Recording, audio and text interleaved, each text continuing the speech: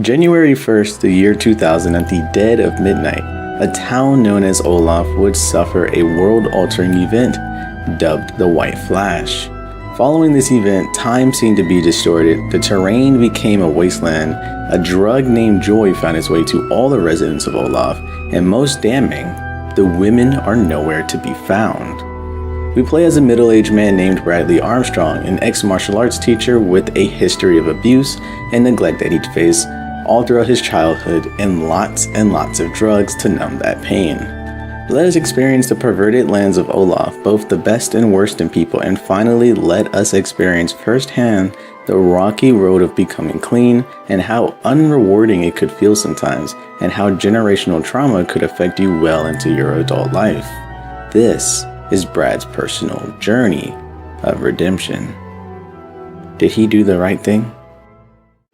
The game stays true to the name and begins with pain.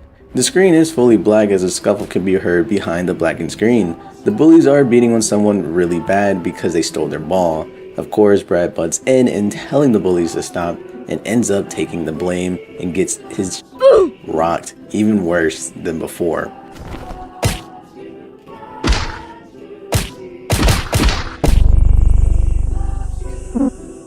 After getting the living daylights beat out of him, Bradley walks by his friends as they apologize for getting him roped up in that. This seems to be a common occurrence considering the neighbors isn't surprised at Bradley's conditions. And when coming home, the father doesn't seem to be happy either, seeing how his sons come back looking like that. And of course, instead of comforting the boy, the father throws a bottle at him and tells him to go to his room, which he promptly does, crying silently to himself. Jesus, talk about a start to a game, but also I don't know what I was expecting when the word pain can be found in the title of the game alone.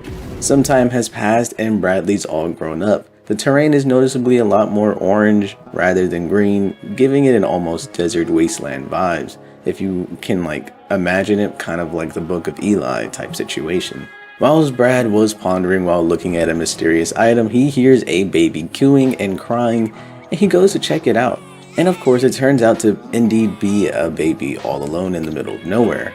That's strange enough, but it's even more strange when you begin asking the questions, where's the mother, and how could there be a mother? After properly dropping the baby, Bradley takes it back to his crew, the same group of friends that Brad had covered for in the beginning flashback. They're all rightfully questioning where the hell he got the baby in the first place, and then they ask the question, what's the gender? It's a girl. The group, starting to realize how serious this is, begin to brainstorm their next move. With this baby, that means there is a chance to repopulate the Earth. That's a crazy sentence, by the way. Or sell it off for a ton of cash, or even give it to Rando's army and be set for life. Brad disagrees with all of them and says that they should just keep her and make sure she's safe. Lands without women has made everyone in Olaf a sick and deprived individual. They know exactly what's going to happen to her if they give it up to anyone. Enslavement, forced induced drugs, cannibalism. If you can imagine it, it's a possibility within the lands of Olaf. With that, Brad and the gang decide to shelter her and keep her safe. This seems to work out for a while. They build a little hidey hole. She seems to love her new family, but then becomes curious to the outside world, begins to feel trapped until Bradley surprises her with a mask that will hide her identity. In a true family fashion, things seem to go up and go down, but will always be able to move past the hardships. All the while, Bradley has tried to stop taking joy and is attempting to face his past trauma, but failing to do both. While Brad was out looking for the joy he dropped earlier, he finds a man named Terry in need of some help, and when helping him, he is quite forcefully joins the team.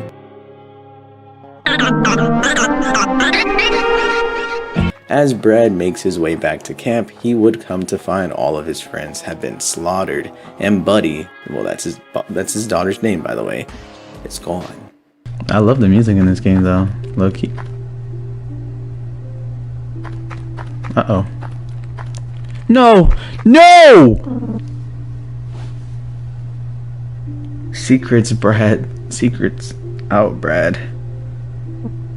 No, dog, are you serious, man? Are you for real? She's gone.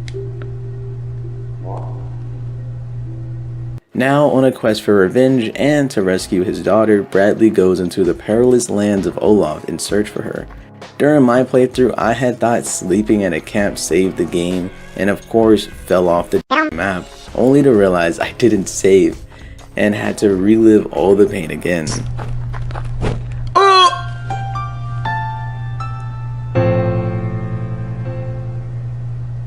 Okay, I don't like where... I'm already not liking this game, dog. Game over. Wow. Do I have to redo all that again because I didn't save? Are they really doing that to me? What? Stop playing, bro. I'm so bad at the game that I didn't even get to a save file before I decided to jump off. Once getting back to where we were, Brad immediately comes across a man searching for Buddy. Brad obviously defeats him promptly, but now knows that word has somehow gotten out. Everyone in Olaf is searching for Buddy. Walking through a cave full of bloody corpses, one man's dying words are, "I can't believe she's such an ugly girl." After not taking that disrespect, Brad continues to walk through chaos, then gets hit by a car. I did say these lands were quite perilous. It's the same bullies from the beginning. They give Brad the choice to give up his belongings or give up Terry's life. We stand for Terry, so it was a pretty easy choice to make. I like you, Brad. Let's have some fun. I shall give you a choice. Your yellow-shirted friend's life, or all of your belongings. Choose wisely.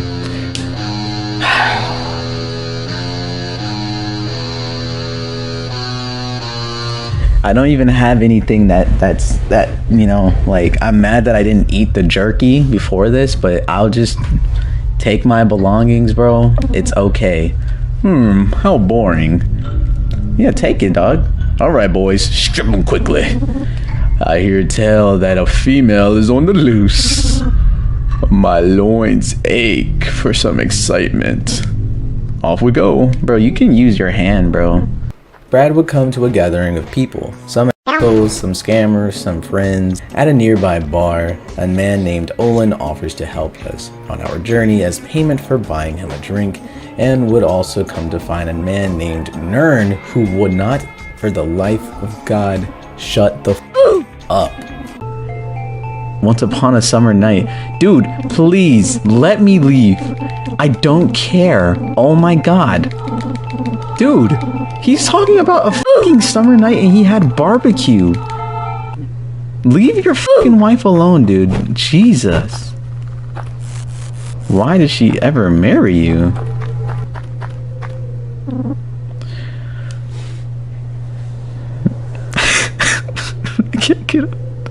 I can't get away. I can't get away.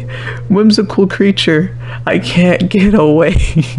And unfortunately, through his ramblings, he lets a few key details slip. He mentions the big flash for the very first time, then explains how it went by in a flash, obviously hence the name, and from there on, time to seem to float differently. Days sometimes go on forever, and nights stick around for only a few hours, and sometimes vice versa. Needless to say, he joins the team. Brad also recruits an ex-wrestler dude, having himself a full team of friends. Hopefully nothing bad happens to them, right? Bradley comes to suffer from past experiences, this time showing that his father left him to look after his baby sister, Lisa. Trauma can wait as Brad gives himself a CTE in the name of martial arts, learning a new move that'll help him aid him on his quest. Going back a bit, before meeting with Nern, you can notice a guy slumped over. After some time has passed, he turned into whatever the hell this is. They are called Joy Mutants, and it's what happens after you take the drug Joy long enough. You will turn into a freak of nature without a hint of intelligence left within. But something I did notice is that the way you really harm these things are to make them either pissed or crying by hurling insults at them. What I find even more interesting that is you become this monster from taking a drug that's meant to make you feel quote unquote nothing. But that's obviously just not true, because the only way to hurt these things are to hurt their feelings. So it's like you become numb, but then the only real way to hurt you is to string on those emotions. And also further down the road, the feel nothing aspect is absolutely insane when you start to see a few characteristics coming from multiple joy mutants, but we're gonna get into that. Well, anywho, with comrades on our side, we venture into Rando's army's territory in search of Buddy, but only find trouble, swiftly taking them all out. Bradley goes on a killing spree, killing each of Rando's members one by one by one, gathering some gas from a generator, which is pretty rare nowadays, going back through the cave and largely finding no leads. Brad and the gang get attacked by tall black creatures. This is something I'm going to kind of go back into more in detail, but the disturbing thing is about these enemies is that they are remnants of the women before the Flash, and now after the Flash they turned into this black fleshy lump of black flesh. I don't even know how to really explain it. Bradley then finds himself somewhere that gives off the Lake of Rot and Elden Ring vibes, and the enemies are no better. These fucking things are annoying.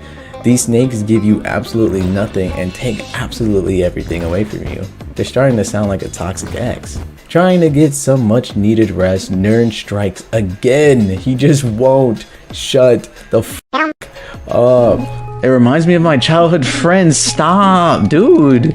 You need to stop, bro. Why did I put him in my... Are these one of the things that could happen if I sleep at a fucking campfire? He just won't shut up. Did you just kiss me? Oh.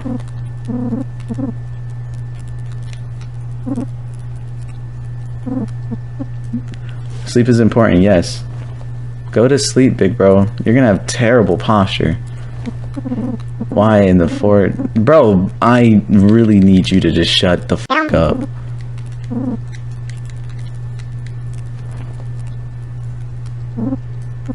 What is he talking about? Mahogany? Dog. Please. Please. Bradley wakes up and obviously is not very rested. He goes to kill yet another mutant and obtain a bike to traverse the lands better. Another pain-inducing thing about this game is the RNG.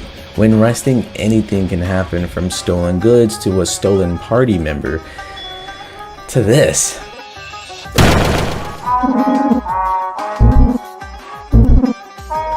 Great, there goes my SP. Just great. Anyways, with our new ride, Bradley makes sure to stunt on all of the residents who were calling him old and fat and clears the gap right into a flashback. Oh god. This flashback really shows how depressing life was even before the Flash. Rick and Brad go way back, and I mean way back of course, but they differed in life choices.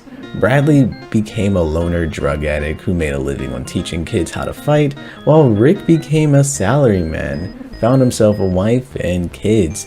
Who's black? Either they adopted or Shelly had too much fun at the bachelorette party. Anywho, as Brad and Rick catch up, Rick breaks down. He mentions how much he envies Brad's life, how free it all is, and right now Rick has a wife that hates him, a job that sucks, and a kid who's not even his. In the midst of this flashback, Lisa kindly reminds Bradley to not forget her. As Brad wakes up from this dream, he's greeted to a bunch of goons looking to steal all of our cash. Me being me, I told them to f right off, and that was a grave mistake. They beat the hell out of me. My chat told me to just give in, but I simply couldn't because I am a sore loser. Jesus Christ. Hey mate, you live here? Tell you what, give me all your dirty pages. Oh, we're selling literally magazines. Men are horny in this universe, bro. Here.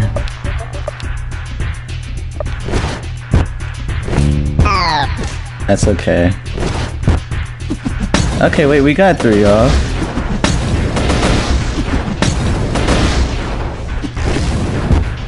Okay.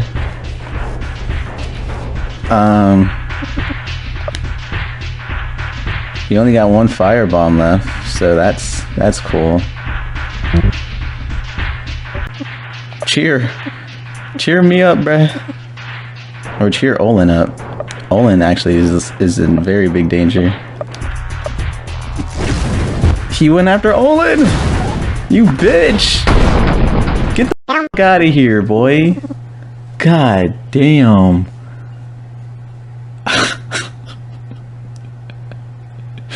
God damn it. That was insane. Still looking for answers, Bradley gets kicked in the balls, then kicks the man in the balls. An eye for an eye, a tooth for a tooth, what they say, Hammurabi's code. Bradley catches up to a car and the men are saying that Buddy is in a nearby factory, not before calling her ugly, of course. Brad gets to the factory, but it's locked up shut. People are trying to break in, others are looking to see if they can't catch a glimpse, and we're shown yet another flashback. What's important in this one is that it really shows that Bradley was a drug addict long before the Flash, as he angrily asks for painkillers. Back to the mission at hand, Bradley 360 no-scope wheelies right into a gap, making it inside the factory. They tell Bradley that Buddy's upstairs, but stops us at the door when they realize that we're bald. They could never allow that type of disrespect and begin boxing. And I get absolutely washed. It was only when a kind commenter let me know the error of my ways. But I don't think not that? Realize what?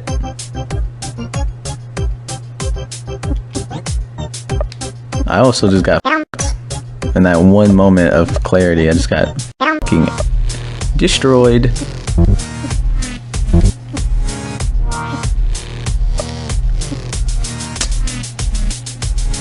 I see. I've been fighting their fucking hair, dog.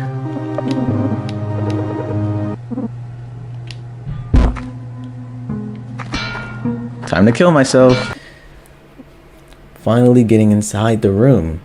It's just not our daughter. It's some random guy. They said that was a girl and people fell for it. After saving him, he mentions how he has a truck and can help repair the bridge as thanks.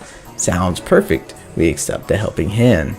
With the bridge fixed, Bradley goes to cross and in search for Buddy, but only finds that people are wanting to die. So we give them that wish and kill everyone who attacks us. I just got back from a run, hair looking nappy, you already know. But yeah, I just got back from a run and look what I found. Looky what I found. Is that what I think it is? If so, we are in business. Let's see here. Not even sure where to really put ya, but here we go. This is our unboxing.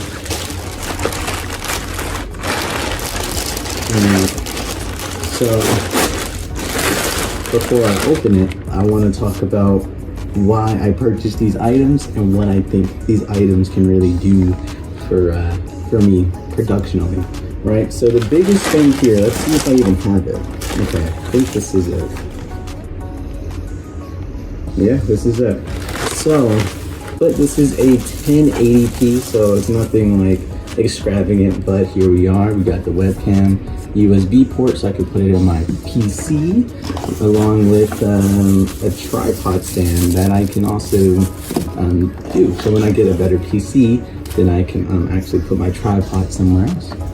How about that? And the next one was kind of an impulse buy, but I always wanted to do it. And this was, it's place to place, hopefully not anymore, but this is a portable green screen. This will allow me to set it up behind me and have my face greened out as I talk about the video games. So, this is it. Green screen, baby! I'm excited, to say the very least. I'm very, very excited. So I'm pretty sure you just open it up and it fucking explodes. And it looks, it's a green screen. It's a green screen. But it did advertise it having a tripod stand that comes with it. which it doesn't seem to be. So I might have to get creative on my end here. But that is it for the haul. Next time, hopefully it's a Blue Yeti microphone, and next time, hopefully it's a new PC. So see ya. Back to the game. Brad then finds his sister just hanging around. Why am I becoming numb to this game? Lisa asks Brad why is he caring for this girl this much? Does he love her more than her? Then just ask why.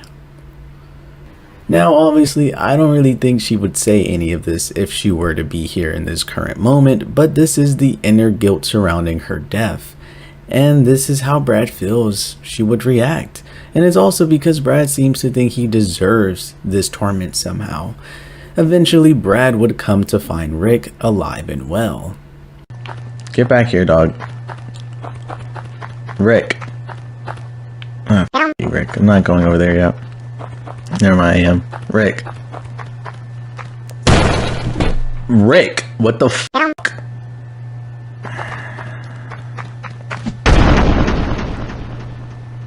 Rick. What the fuck is going on? Rick! Stay out of it, Brad. Stay out of what? Where's my daughter? Daughter. She's gone. She doesn't belong to you anymore. What are you talking about? It's gone on too long. We're saving the world, Brad. She's our only hope for repopulation, and you know it.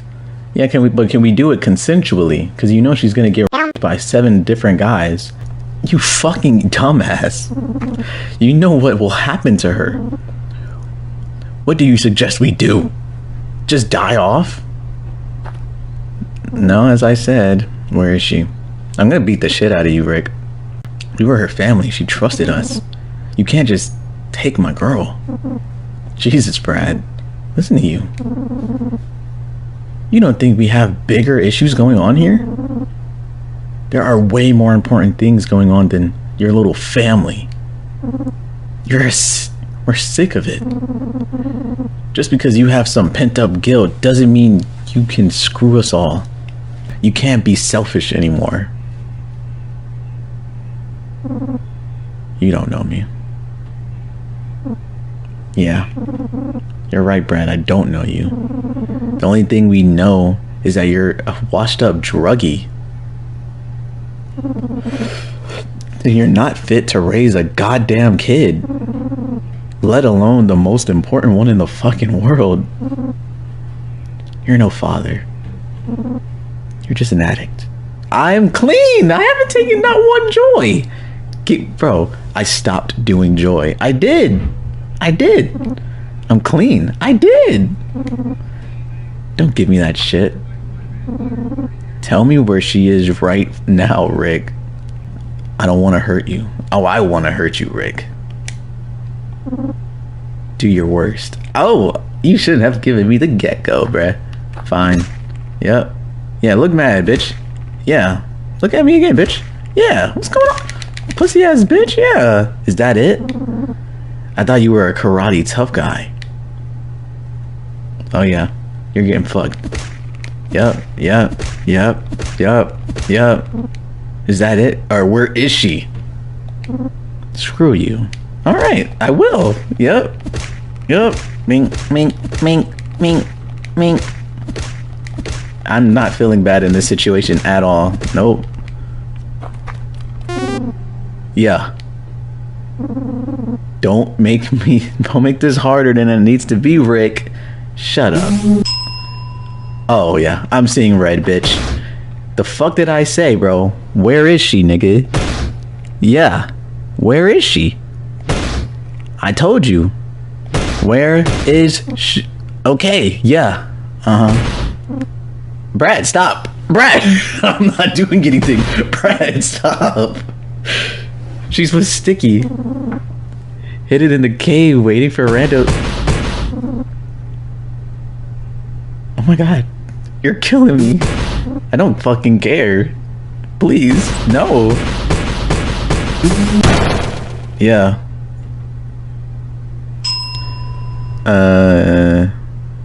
He said, man, logic on God. In this fucked up world, there's no way it can be consensual. Why you care? You were born. Yeah, I mean, that makes sense. What Law said. In this world, for sure, there's no way it's going to be consensual. But it's also like, yeah. I mean, maybe. Like, she's not even that old. She's like 9 years old. Hell, like, she can't even, I don't even think she could have a child right now. And so it's like, it's stupid to me because I feel like if you try to impregnate a child, even if they are on their period or whatever, the stress of having a child in the first place will kill you. It will damage them, make them unable to even be capable of having children down the road.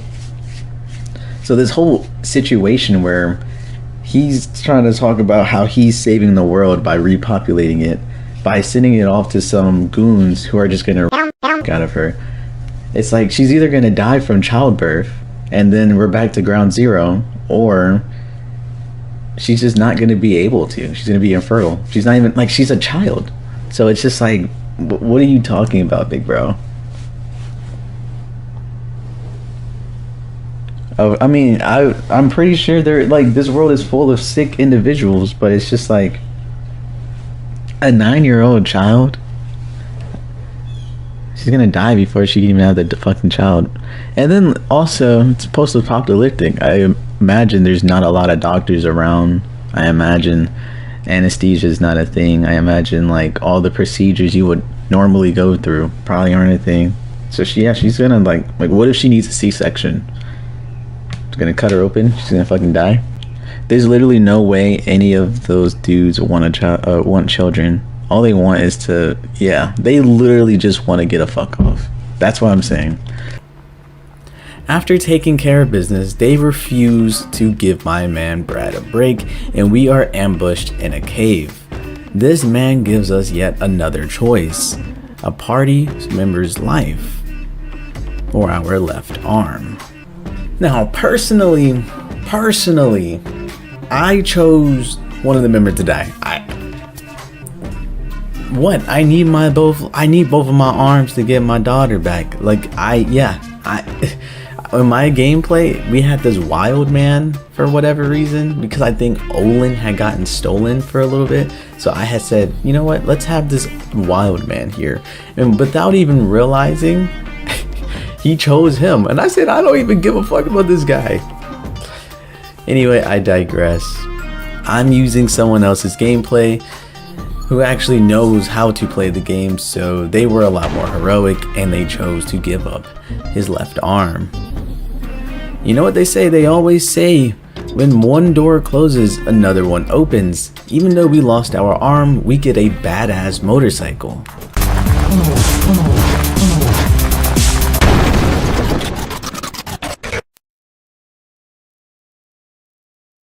Brad, your life sucks, dude. Oh my god. Apparently the person we crashed into was the leader of Rando's army, a total gentle giant, as he says he was sorry for breaking our bike and does give us his rations as a gift, I guess. Then his little goons, hungry, try to take it back, but I'm a firm believer to no take backsies. Moving forward.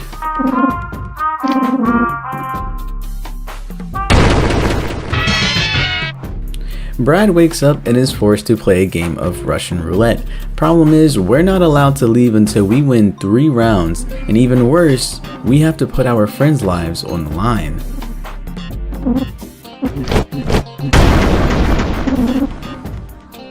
While out on his travels, Brad would fight another mutant, gets another karate scroll, and gets a bulldozer. Do not ask. While in the bulldozer, Brad would come to have a duel with a fellow bulldozerer. Like I said, do not actually, you kind of need context for this. It all started with Horns when he was a child. He wanted to become a bulldozer just like his grandfather. He wasn't very supportive. He would go to bulldozing school and even graduate with flying colors, ready to make his dreams come true. It wasn't his degree. His wife became trapped under debris, and it was finally time for Horace to show the world what he's made of. He couldn't save her. He attended her funeral knowing he could have saved her if he was better at driving bulldozers.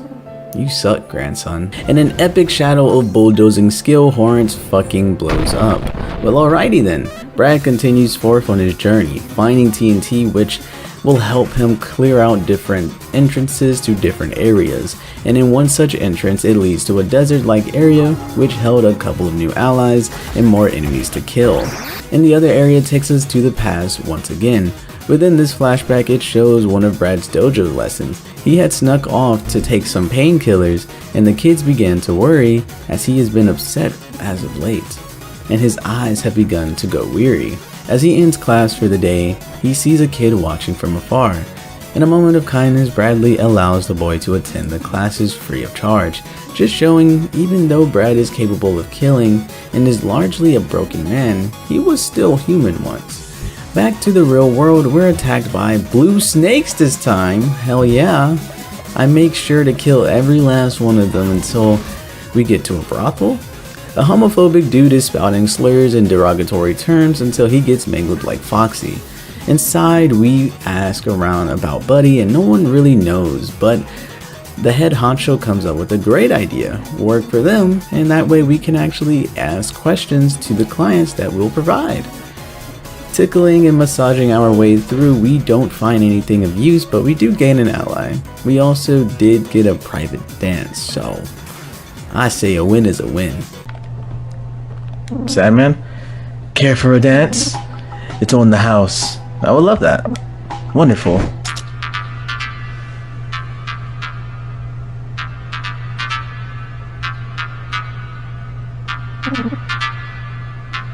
Do you like it? I love it. Yeah, love it.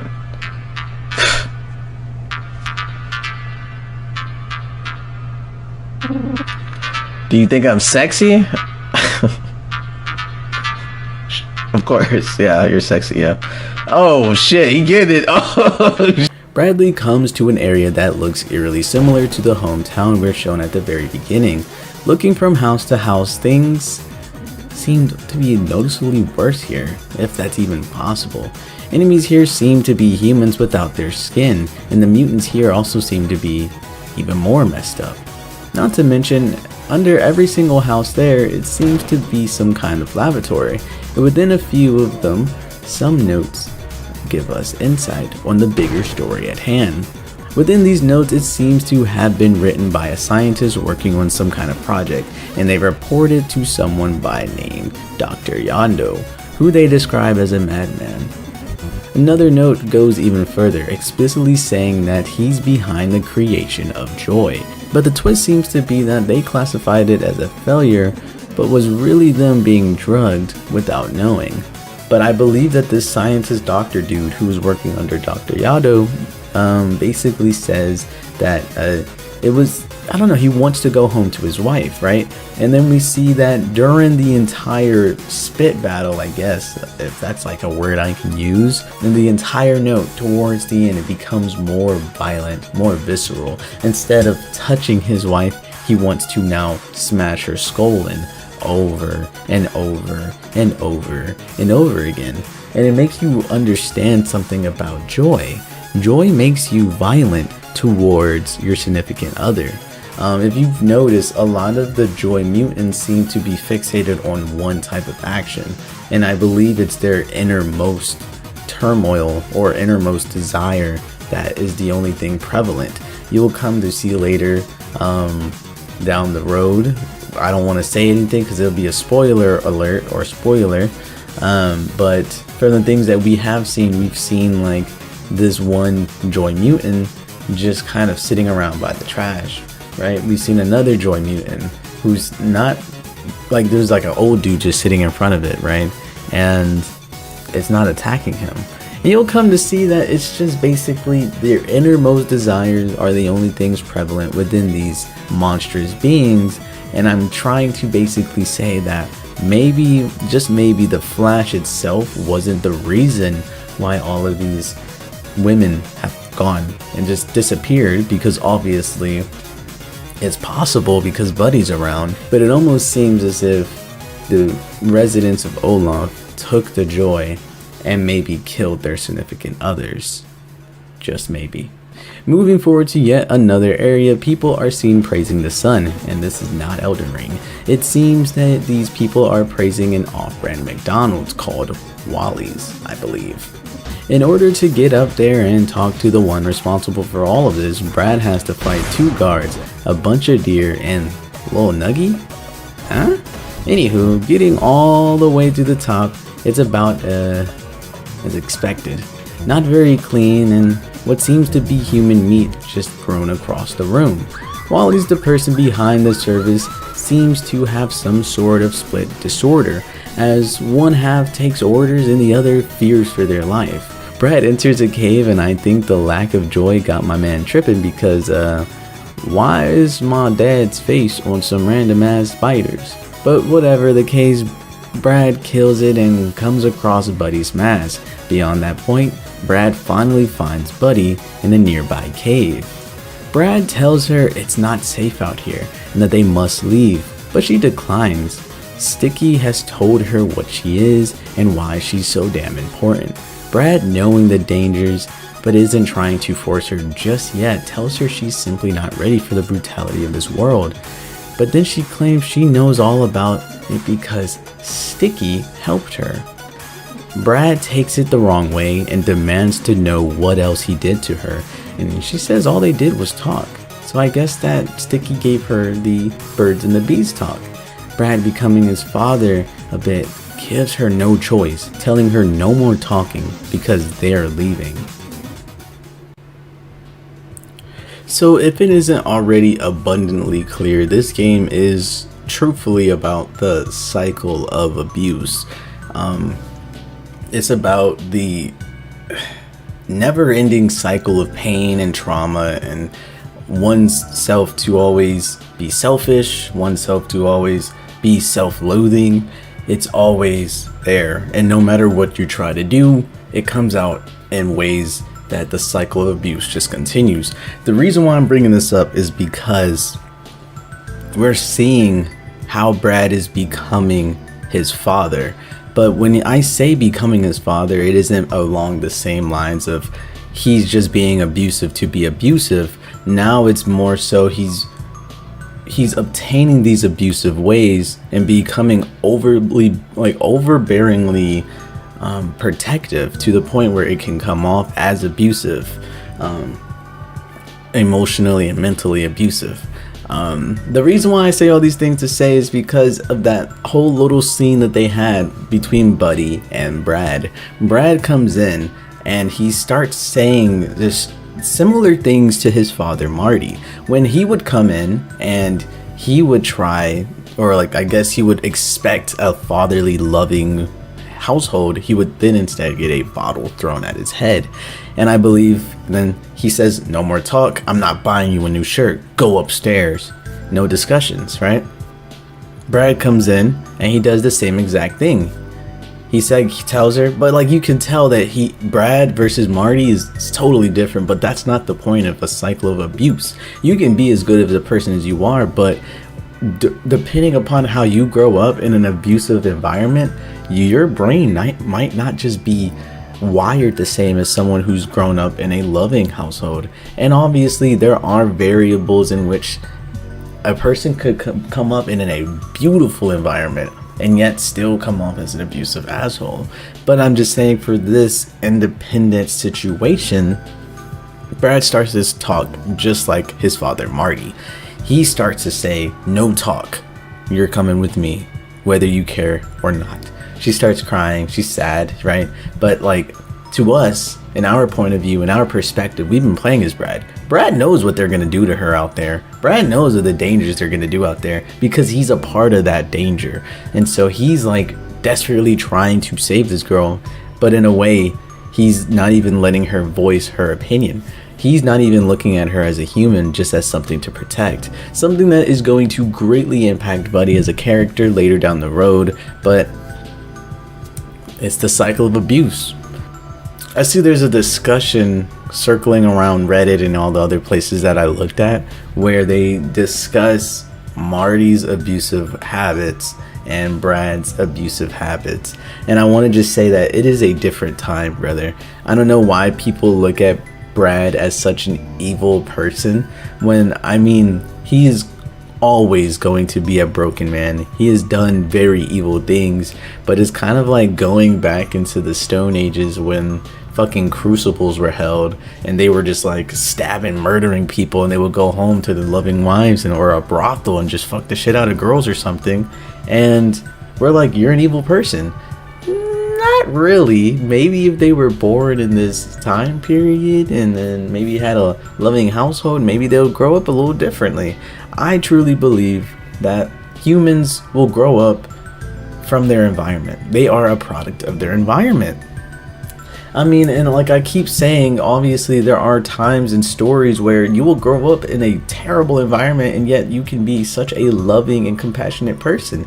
It's all dealing about how you perceive things. And in this situation, Marty had no reasons to ever abuse Brad and Lisa the way he did. But the reason why I'm leaning more into Brad's situation is because Brad had to grow up in an environment where he's seen firsthand the error, the terror, the nastiness of this world. And I believe it's much more justified for him to treat Buddy this way, where he knows that Buddy is a girl that could indeed find something even 2 times worse than what Brad has experienced. But Marty, let me guess, Marty is just a failure in life who's scared to be alone, and yet that's the way he decides to keep his kids in his life, to make them feel like they cannot escape because they're a failure in life. Different parenting, different time, pre-Flash and post-Flash, different time. That's why when people look at Brad and they're like, bro, Brad is just killing anybody who's in the way of these things. Yeah, duh. Do you know how many times Brad is just walking and someone will just like have a knife out and be like, JK, I'm gonna try to kill you? Yeah, it's kill or be killed, motherfucker. But I don't understand why people be in Marty's situation and they're like comparing Marty and Brad to one another. I see the parallels. I see the cycle of abuse, don't get me wrong. But boy, do not say Brad is anything like his father. Buzzo doesn't even seem to be at all interested in the girl, but just wants to make us suffer, giving us joy after joy until Brad eventually passes out. As he awakes, it seems a battle for Buddy took place. Rando and Buzzo's game seem to be having a struggle for power, leaving many dead in the streets. Brad really could not care less. Brad even finds Sticky and is this close to turning him into ash until Rick is still alive and well, stopping Brad and asking for mercy. Brad decides to let them live. Hopefully this does not come to bite us in the ass. Later we get ambushed by Buzzo once again. However, this time he threatens to kill 3 members of the party or cut off Buddy's nipple. Personally, 3 party members would have said bye bye, but Garen Oak decided that 1 nipple is enough to survive. Plus, I get it, they're playing on pain mode, they need them damn characters. Anywho, Buzzo loses the girl and finally gives us some insight on why the hell he's so keen on making us suffer. Apparently, Buzzo was close to Lisa, and whatever happened to her, well, he fully blames Brad for it, claiming that nothing he does to us makes the pain go away.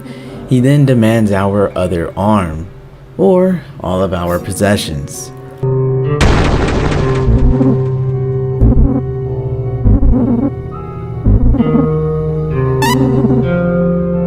Well, after getting our arm cut off, we come to find that Buddy has taken a boat to try escape. Now set with the new task to rebuild a new one and try to get over there before anyone else does, the dude that has been picking on us all games says there's a boat and, for good old time's sake, challenges us to a race to get to the boat first. When we win, it turns out that he was lying and he wants to come clean, saying that he only picked on us because, well, he was envious. Then he shoots himself. Alright. I'm just not going to lie. So much begins to happen without any acknowledgement. So very much that is actually going to be incredibly hard to explain while sounding sane. So I'm just going to throw it like, I don't know, hotcakes, you know? Firstly, we find some joy by a mutant with our sister Lisa staring at us. I don't know what that could mean. We go into a sewer-like system filled to the brim with Marty spiders and joy mutants. Then a gang of people attack us because we're on their turf. Then we collect a large fan from this. I'm believing that to be a sail of some sorts for the boat. And we collect this map in a lab-like area. Then we take a boat ride over to Desmo Island, climb in someone's mustache, gets forced to wear a dress, enter a room full of whatever this is, and then we fight the man who gave us the dress. Do I need to even say anything? Back to the story at hand. Brad is in search for Buddy, finds himself in an icy land. Later, while resting at a bonfire, Brad finally opens up to Terry. He asks if he's doing the right thing or if it's wrong. Terry asks him what he means, and he just says that all his life he has tried to turn all his suffering into something positive, but the more he tries to do good, the more he seems to just ruin lives. He's probably talking about Lisa and not saving her, Buzzo and turning him into a monster, his friends and how they took care of Buddy and got killed for it, to Buddy herself and how he tried to shelter her from this world and now she resents him for it. With this heavy load, Terry is at a loss for words, but his genuine reaction was enough for Brad. Terry says he's normally really shy around people, but Brad, he feels like he can just be himself. He mentions how Brad is the strongest, most coolest person he knows and that he has a good heart. He just needs to listen to it more. As the screen pans up, we see the words taking effect as Lisa's image disappears. But Terry says one last thing. Just promise me, Brad, don't turn into a monster like everyone else.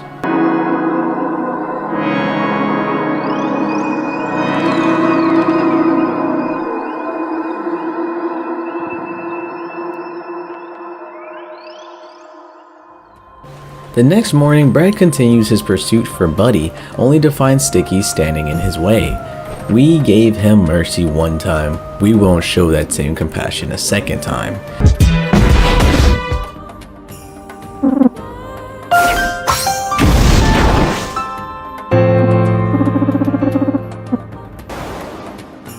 This next section is technically a secret section.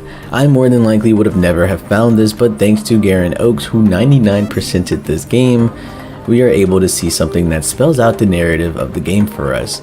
Going back to the beginning of the game and going back to Brad's home, you'll enter into a world of shadows. Everything has darkened, and weird faces begin to form the deeper you descend until you finally find Buddy within this hallucination. She's backing away, terrified of the shadowy figure in front of her. Then for a split second, the shadowy figure becomes Marty and Buddy becomes Lisa's hanged body.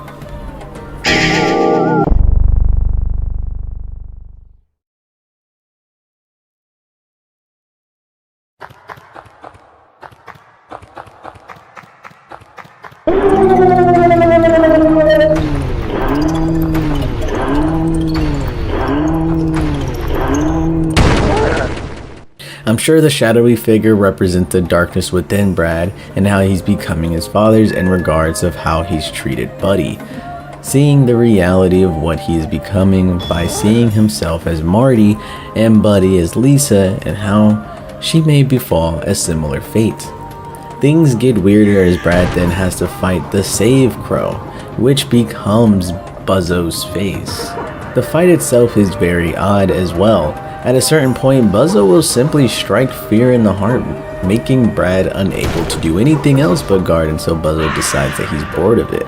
Going even further, Brad revisits his old home when he lived with Marty as a child. Beyond that point, Brad sees a past conversation held by Marty and his grandfather. The grandfather was the one to teach Brad the Armstrong style and also looked to Marty as a blight on the generational bloodline. When entering the home, it begins to parallel the very beginning. Brad comes home all beat up, missing arms, scars on his face, and the father throws a bottle at us. And without another word, Brad just goes upstairs like clockwork, showing that no matter how many years have passed, Brad is still that abused child deep within. When going upstairs, we see another Marty, but I believe this Marty is now much older. a now much older one. It seems when the grandfather took Brad in, Brad came home and actually stood up for himself for once, making the father understand that he can no longer bully Brad physically, so instead, he shits on him as a person, his future, his worth. He tells Brad his grandfather put nothing but lies in his head and the world will rip him apart, but quickly begins to beg Brad to stay with his old man, because he truly doesn't know what he'll do with himself if he were to leave. Absolutely fucking priceless. Moving further into the nightmare, Marty is the most monstrous joy mutant form, and it's come to teach Bradley his final lesson. Bradley fights as hard as he can, but one by one all of his friends die off.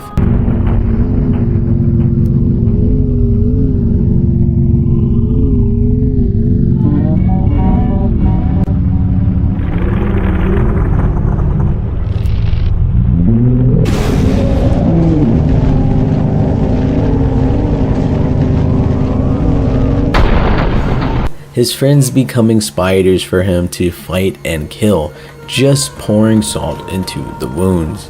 But Brad is forced to repeat this time and time again, recruiting more friends, having them become consumed, gathering more friends, and having them consumed once again.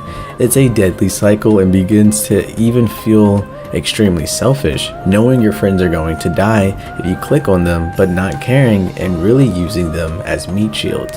But eventually he will die. In his final words, he fails to teach Bradley that lesson, so he opts to tell him to be a man, because men are supposed to keep their mouth shut.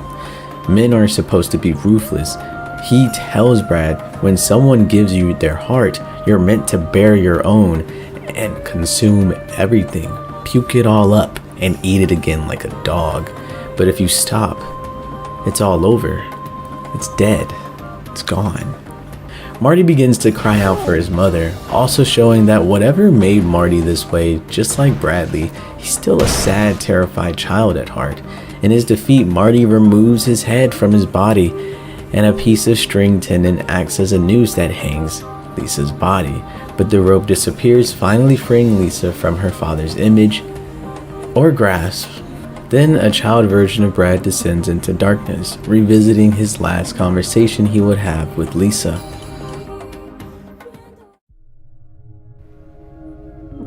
Do you think you have to hurt yourself? Do you think you deserve to hurt? In a way, yeah. Because of what happened? Please. Should you hurt because of who you are? I don't know. I don't know who I am anymore. I feel dead inside. I know you do too. You can't hide it either. I don't have any purpose, not like I ever did. I just hate everything, so why bother?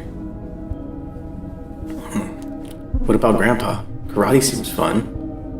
I just wish he'd let girls join. No, trust me, karate's stupid. I hate fighting. Actually, I'm thinking of running away. What? To where? I don't know, anywhere. Just not trapped in this house with you.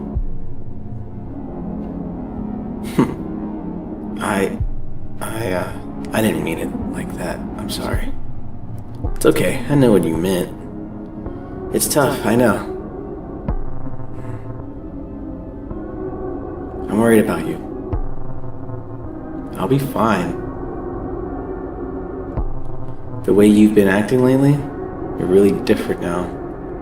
I can tell you want to go. And I'm jealous. It's something I've always dreamed about. Don't worry. I won't get in your way. Before you leave, can you make me a promise? Why? The blood promise. What the fuck? Always something creepy with you, man. It's not creepy at all. We are bound by blood, so it's not weird. It's family. It's weird a kid your age shouldn't be thinking something like that. Shut up. Just listen to me for once. You owe me.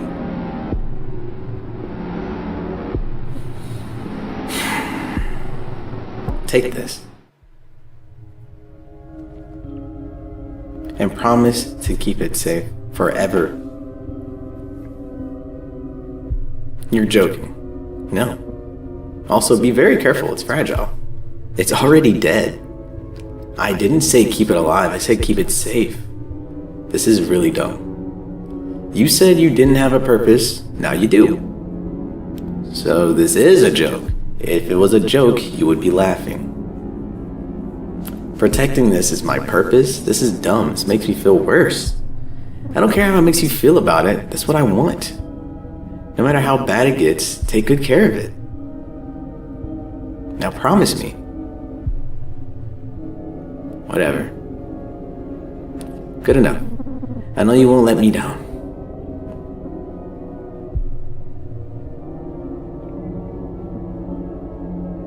Well, what about you?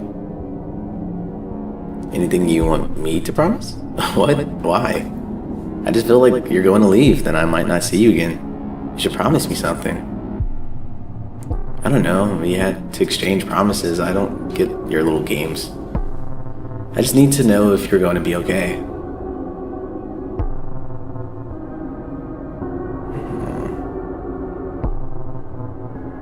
Are you? I'm hanging in there. Good.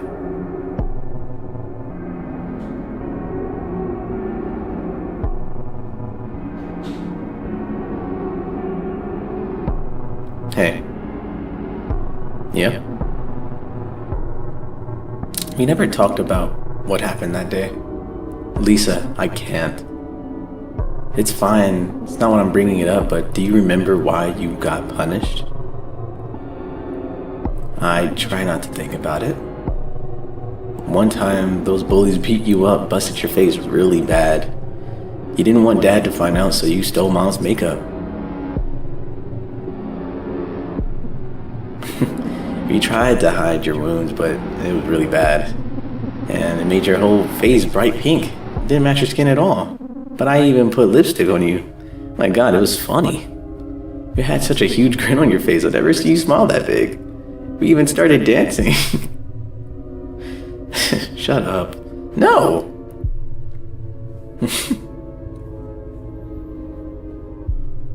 That was the most fun I ever had. Yeah? Yeah. More fun than tea time? Mm-hmm.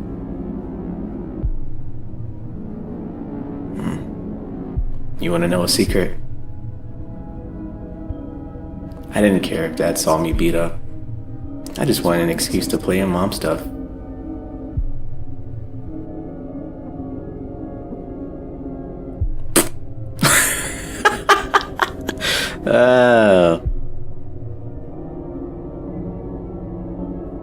That was the last day we ever spoke.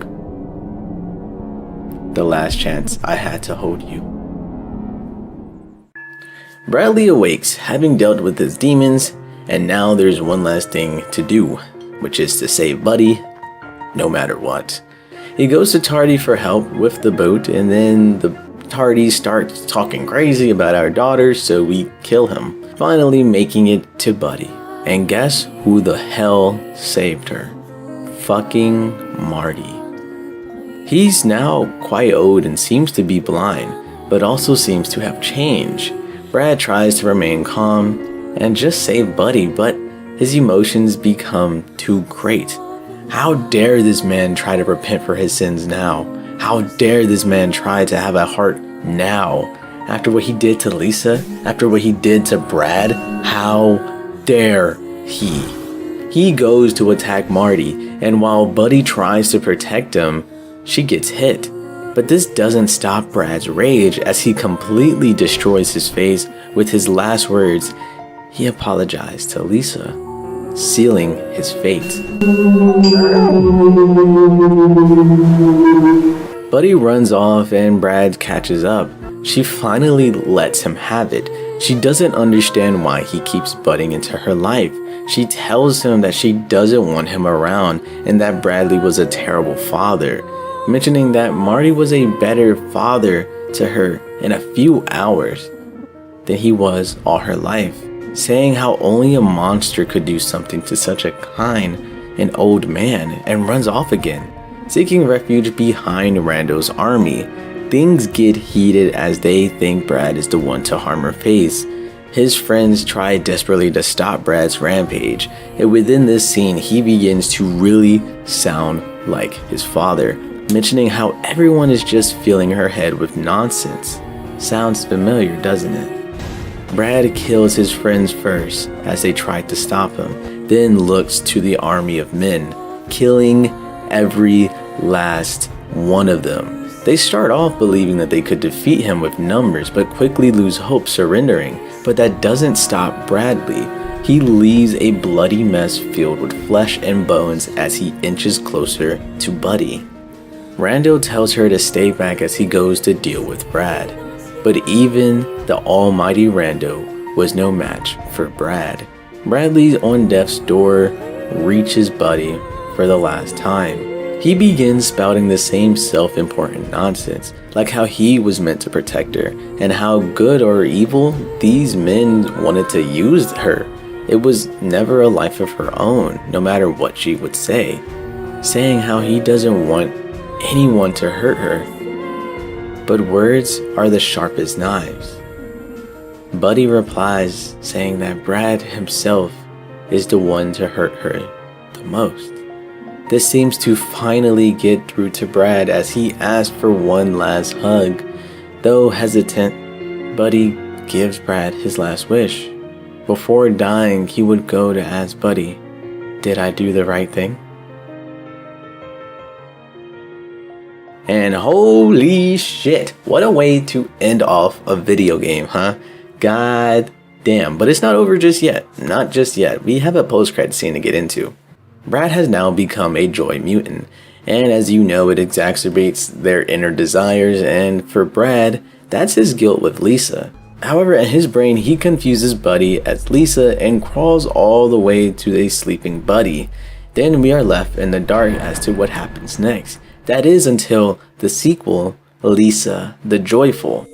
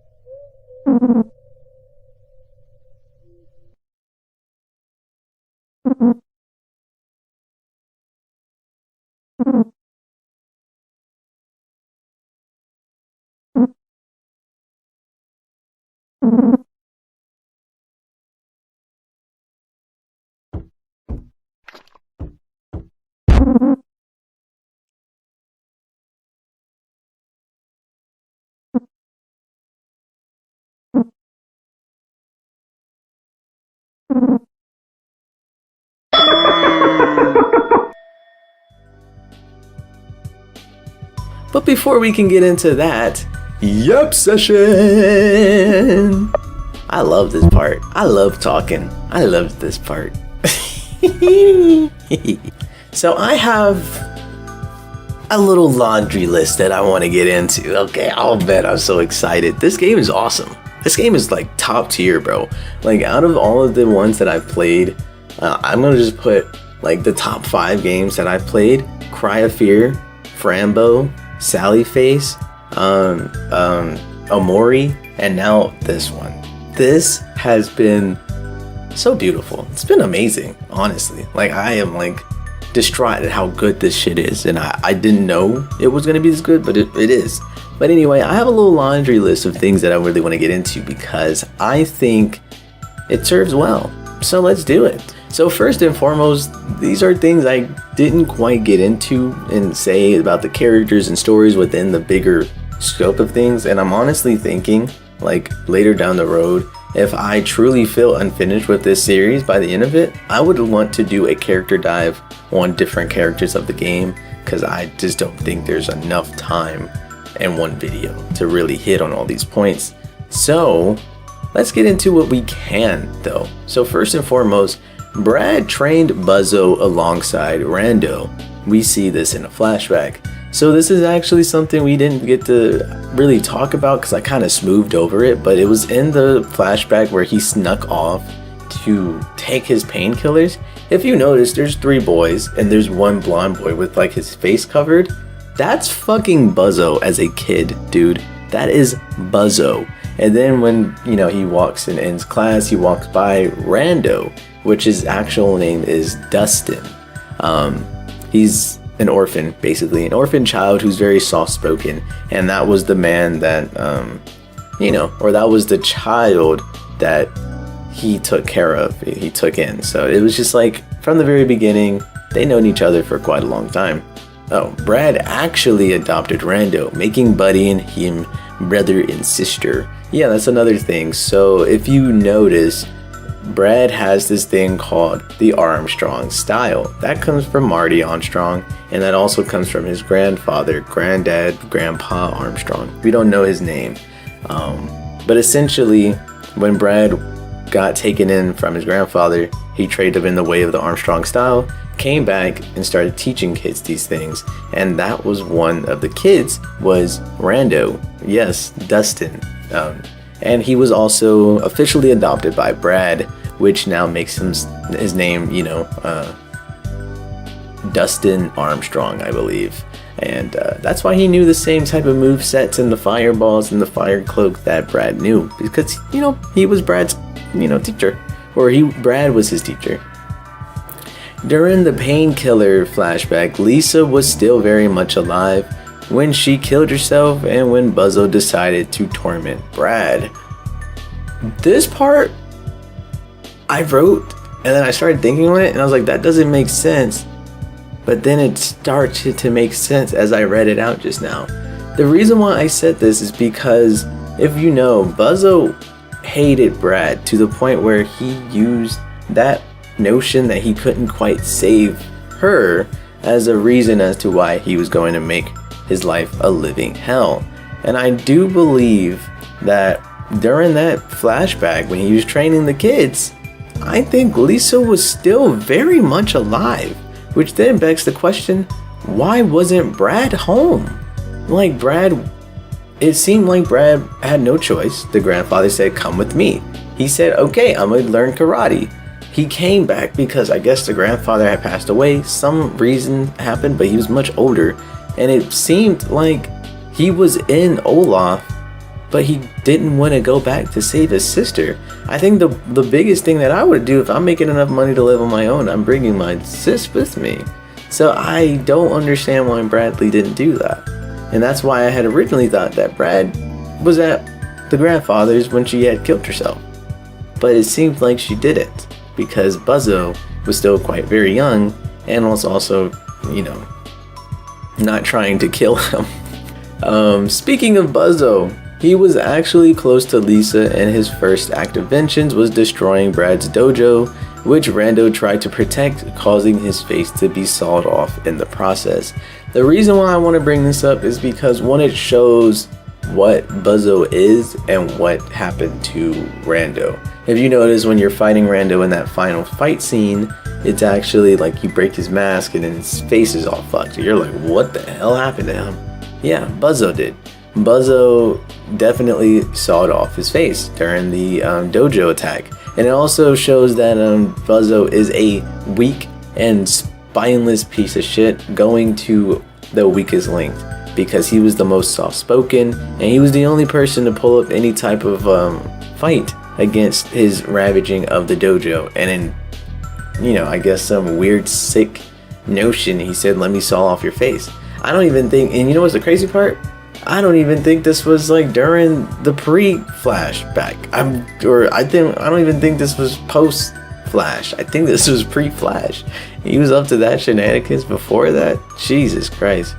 And lastly, the flower, the dead flower that could be found in Brad's pocket or item slot, is the one that Lisa gave to him as a promise. The long dead flower. It has been almost 35 years and he still holds that flower. He's still protecting that flower. That flower still has purpose. It's kind of crazy. I love to see that. And okay, so another thing, narratively, it is Brad's point of view until it isn't. So this is a big part of why I actually fell in love with this game, because I was kind of sleeping one night thinking about it and I said, why the hell does Buddy hate Brad so much? And then I realized, dude, it's Brad's point of view. How are you gonna trust someone who is constantly high on drugs and is constantly drinking alcohol, as evident of the multiple beer cans or beer bottles, alcohol bottles, just sprout about all around like the area? He's not a very convincing narrator. So Brad seems to have been a good father. He seems like he was patient and caring. So when Buddy started to hate him, it really confused me greatly until I realized it was Brad's point of view, not Buddy's. This is actually something that's going to get into a little bit further in Lisa the Joyful, which is the sequel of this game. But we really do start to see, what's the girl's name? We really do start to see Buddy's point of view of this entire thing. To Brad, he seemed like he was doing a great job. To Brad, he seemed like he was only protecting her, keeping her locked up in a basement, keeping her away, sheltered, taking her outside, but only in arm's length. It was literally his point of view. He had always thought he was doing everything in his power to be the best father as possible. The cycle of abuse extends to even Brad and Buddy, but in the end of the game, Brad began to say the same lines as his abusive father. I kind of already went into this, but like just the way. So Marty's entire thing was that Brad was going to be a failure. Brad could not face the world alone. Brad is taking all of this for granted. Brad is not grateful enough because he has a home, he has a father, he has food and clothes on his back, and that his grandfather pretty much just filled his mind with literally trash. And so Brad saying that same thing at the very end was just very upsetting, because that was the same words that Marty said to him, but he would go to Buddy and say, like, the world's gonna rip you to shreds because you're a girl, like you're gonna die. And I love that the game pretty much set aside two different notions and two different tones, where one is just an abusive father talking about everyday life, like, oh, there's more than bullies out there. If you can't even handle those bullies, how the fuck are you gonna make it in life? You gotta stay right here in this abusive household. Versus when Brad does it, it kind of morphs into like this protective coding, where it's like, hey, we're living in a really messed up environment, so I'm gonna be very like helicopter parenty. And I mean, it makes sense, but at the end of the day, it's just so heartbreaking when you do hear the same exact lines paralleling from one generation to the next generation. That you can only guess, if Buddy were to have kids, how would she treat her kids? The game's narrative is a conversation on the cycle of abuse and how it can be extremely difficult to break it. Abuse comes from many forms. While Brad was physically and verbally abused, Buddy was psychologically abused. So I guess what I wanted to hit on in this notion here was that Brad never hit Buddy, right? Like, I think when people think of abuse, they think like they're going straight to them, they're like physically hurting them, they're mentally saying like putting them down. But abuse could be psychological. Abuse could be neglect. Don't get me wrong, Brad's a good father, or a good person, but he's a terrible father. Terrible. Because when you start reading in between the lines, he literally played favorites. He dedicated at least 9 years of his life just protecting this one girl. But we come to later learn that he has an adoptive son that he just fully neglected. And so it's like, Brad doesn't understand that verbal and physical abuse is not the only type of abuse that, you know, can be perceived, but to shield someone away and not tell them the truth about what's really happening outside the world, like, or in the world outside, and kind of just like keep a mask on her, always protect her. It's a psychological abuse for sure. It makes you feel trapped. You're a prisoner. And this is also going to be a very big character arc for our, you know, character Buddy because of what she goes through. I'm telling you, the cycle of abuse continues. It all starts with Marty, and then it travels down into all of Olaf. Because if Marty's gonna act this way, where'd the wife go? Did the wife just leave? Did the wife have tendencies? Oh wait, no, the wife died. I digress. Anyway, it's just a whole cycle. And I kind of continue that statement saying Olaf is a place of abuse. Abuse strings from everyone. Marty abused his children, and now their children are left with scars that'll abuse the future generation.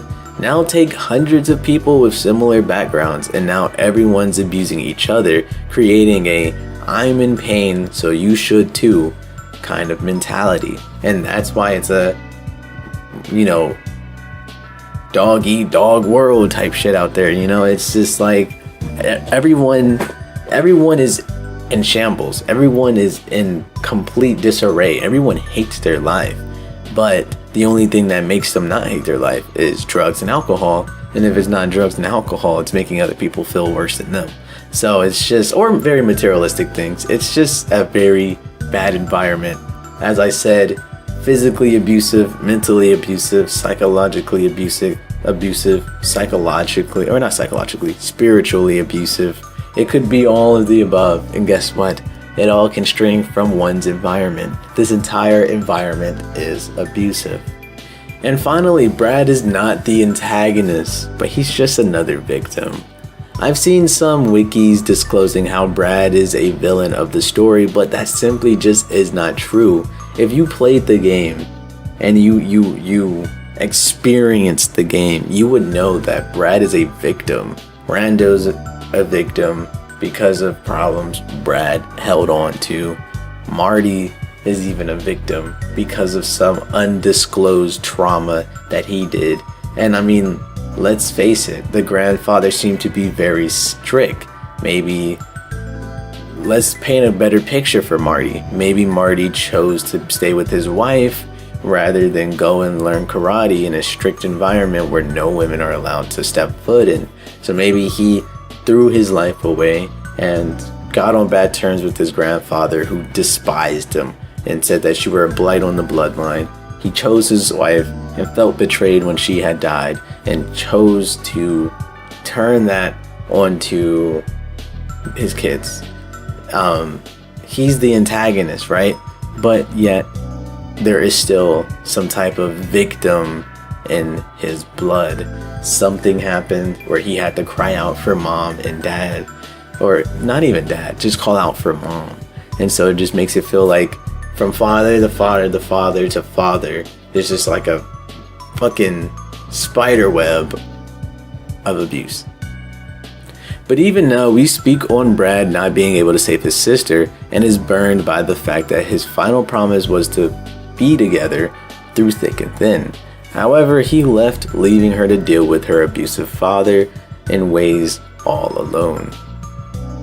Okay, wait, we're gonna try one more time. Even now, we speak on Brad not being able to save his sister and is burned by the fact that his last and final promise was them supposed to be sticking together through thick and thin. However, he left, leaving her to deal with her father's abusive ways all alone. But we do not know to what extent his behaviors extended to. Lisa the Painful is actually the second installment in a trilogy Painful series. In order to know the extent of Lisa's torment, we must travel back to 2012, back to Lisa the First. Let's get into it.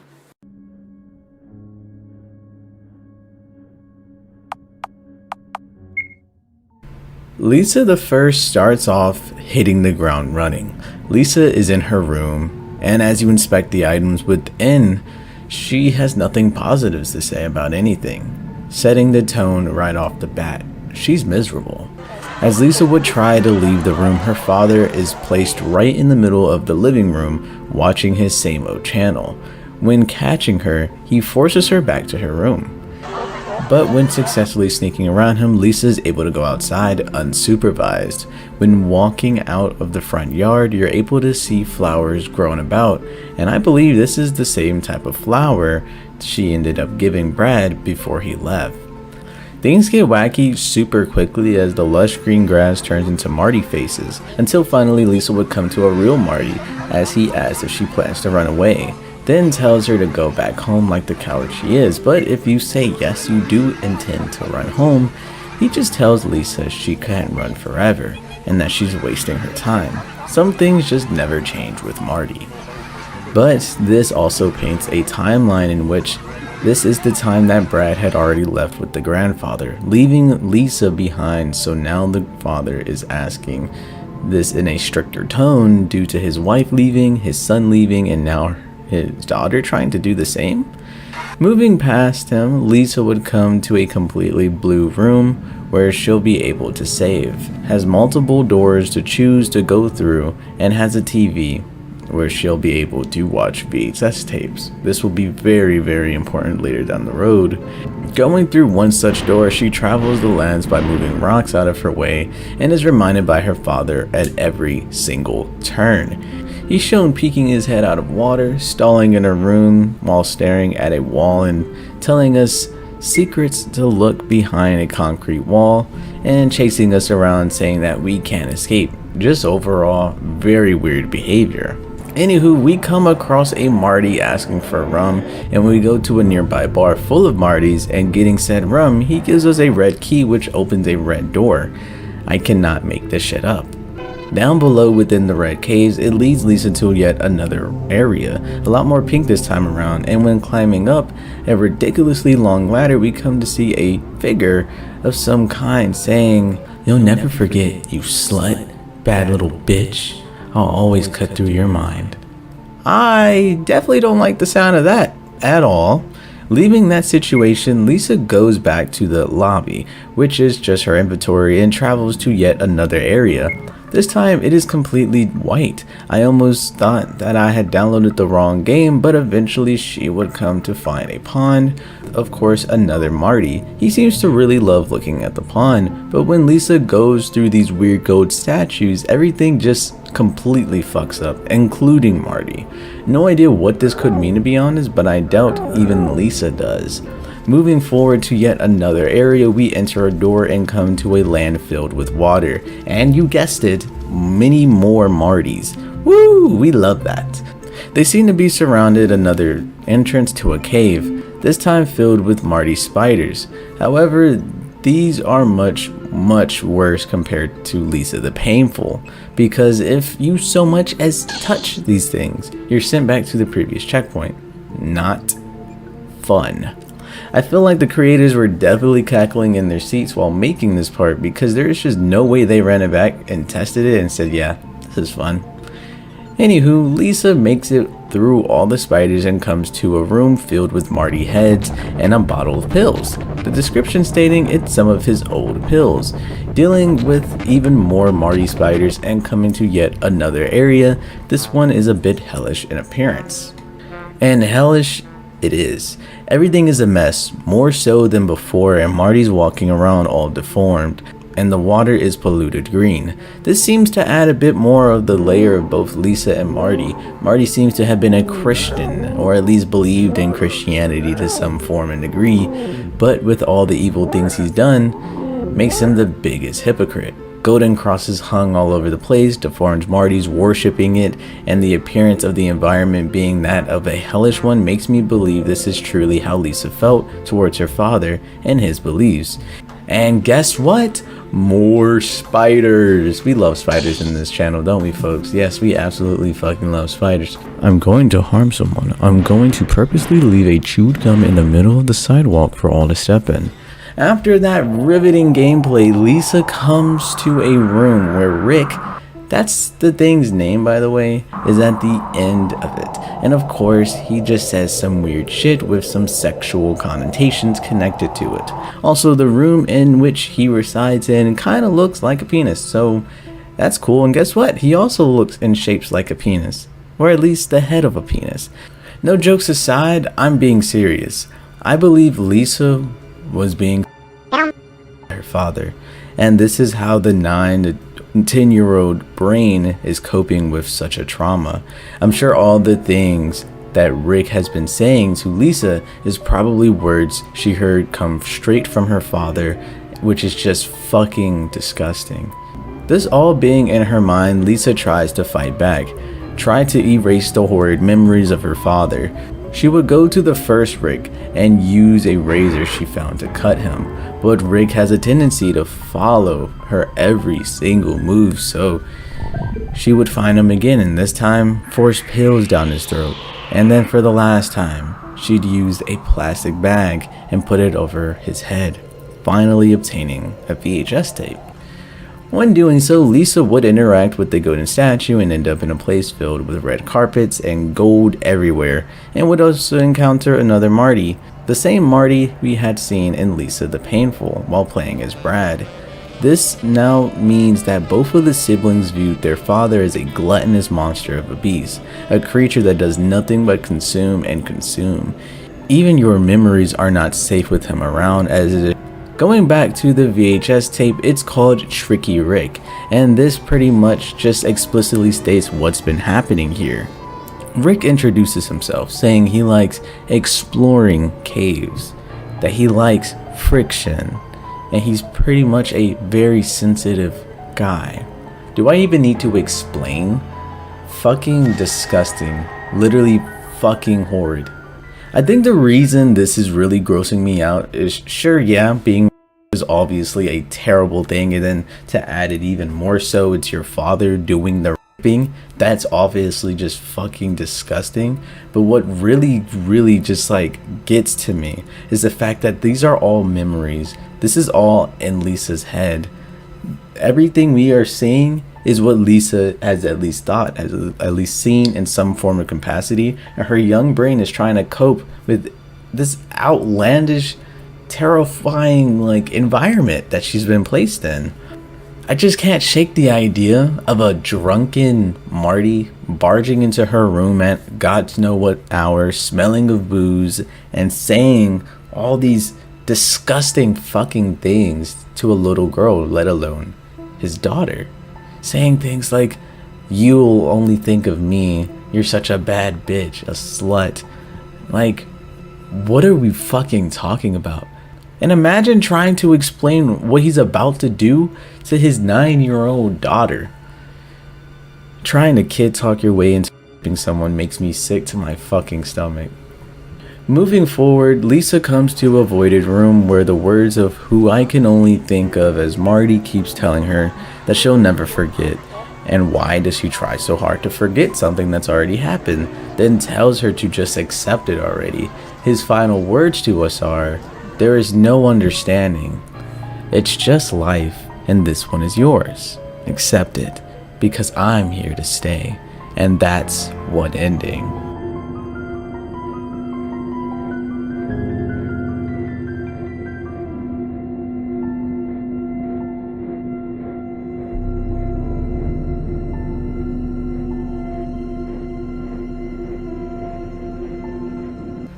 However, you are able to get a true ending, which, you know, is not much better when there's a game called Lisa the Painful and Lisa the Joyful and Lisa the First. You probably should,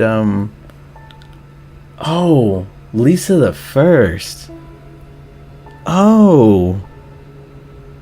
Lisa the first. We could either say Lisa is the first victim of this abuse, or Lisa's first time was from this abuse. Oh my god. After Marty has his whole spill, he leaves Lisa a VHS tape for her to remember. On that VHS tape we get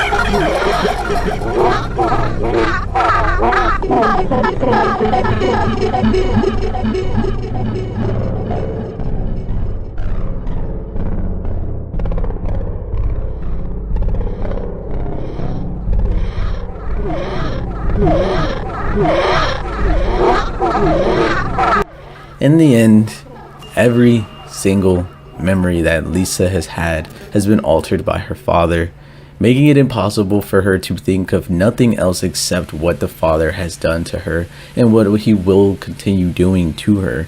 It's a very sad game of the toll of abuse and how trauma can truly become a lifetime curse.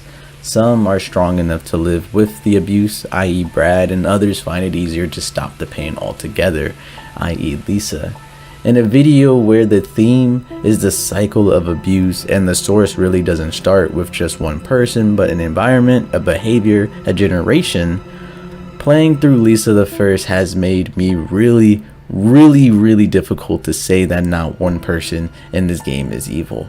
But god damn it, Marty is an evil, vile piece of fucking shit. And I am genuinely surprised at how angry I am. Like, I know the guy personally. But I think that's the beautiful thing, isn't it? And painful, when we're playing as Brad, we come to hate Buzzo, as he just is truly just an evil to be evil kind of guy, or at least it seemed that way. We come to learn that the person he became was the abuse, the torment he had endured by the hands of Marty, and misdirected his hate onto Brad to try to make himself feel better. Was it evil? Yes. Was it justified? Hell no. Was there a reason? Unfortunately, yes, there was. And the same could be said about Marty, and we just don't know it. To me, this screams some form of separation anxiety. Maybe Marty's parents were also neglectful. Maybe he felt unloved in his early years, growing up to remember how it felt to be alone. So when his wife ended up dead or left him or whatever happened to her, he desperately tried to cling on whatever he had left, which was his kids, bounding them physically, emotionally, and mentally to keep them there in his life forever. Was it evil? Yes. Was it justified? Hell no. But was there a reason? Unfortunately, there may have been. But our journey through the painful lands of Olaf is not quite finished. Let us experience one more cycle of the abuse passed down from father to daughter, and let us explore Lisa the Joyful.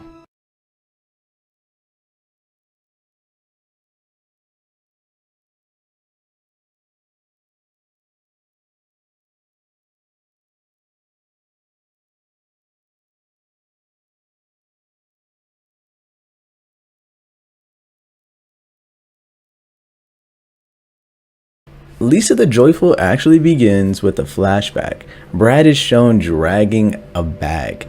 It's actually revealed that before the start of Lisa the Painful, Brad would actually bring back people for Buddy to kill, to get numb to the feeling, to be precise and deadly, to become a monster.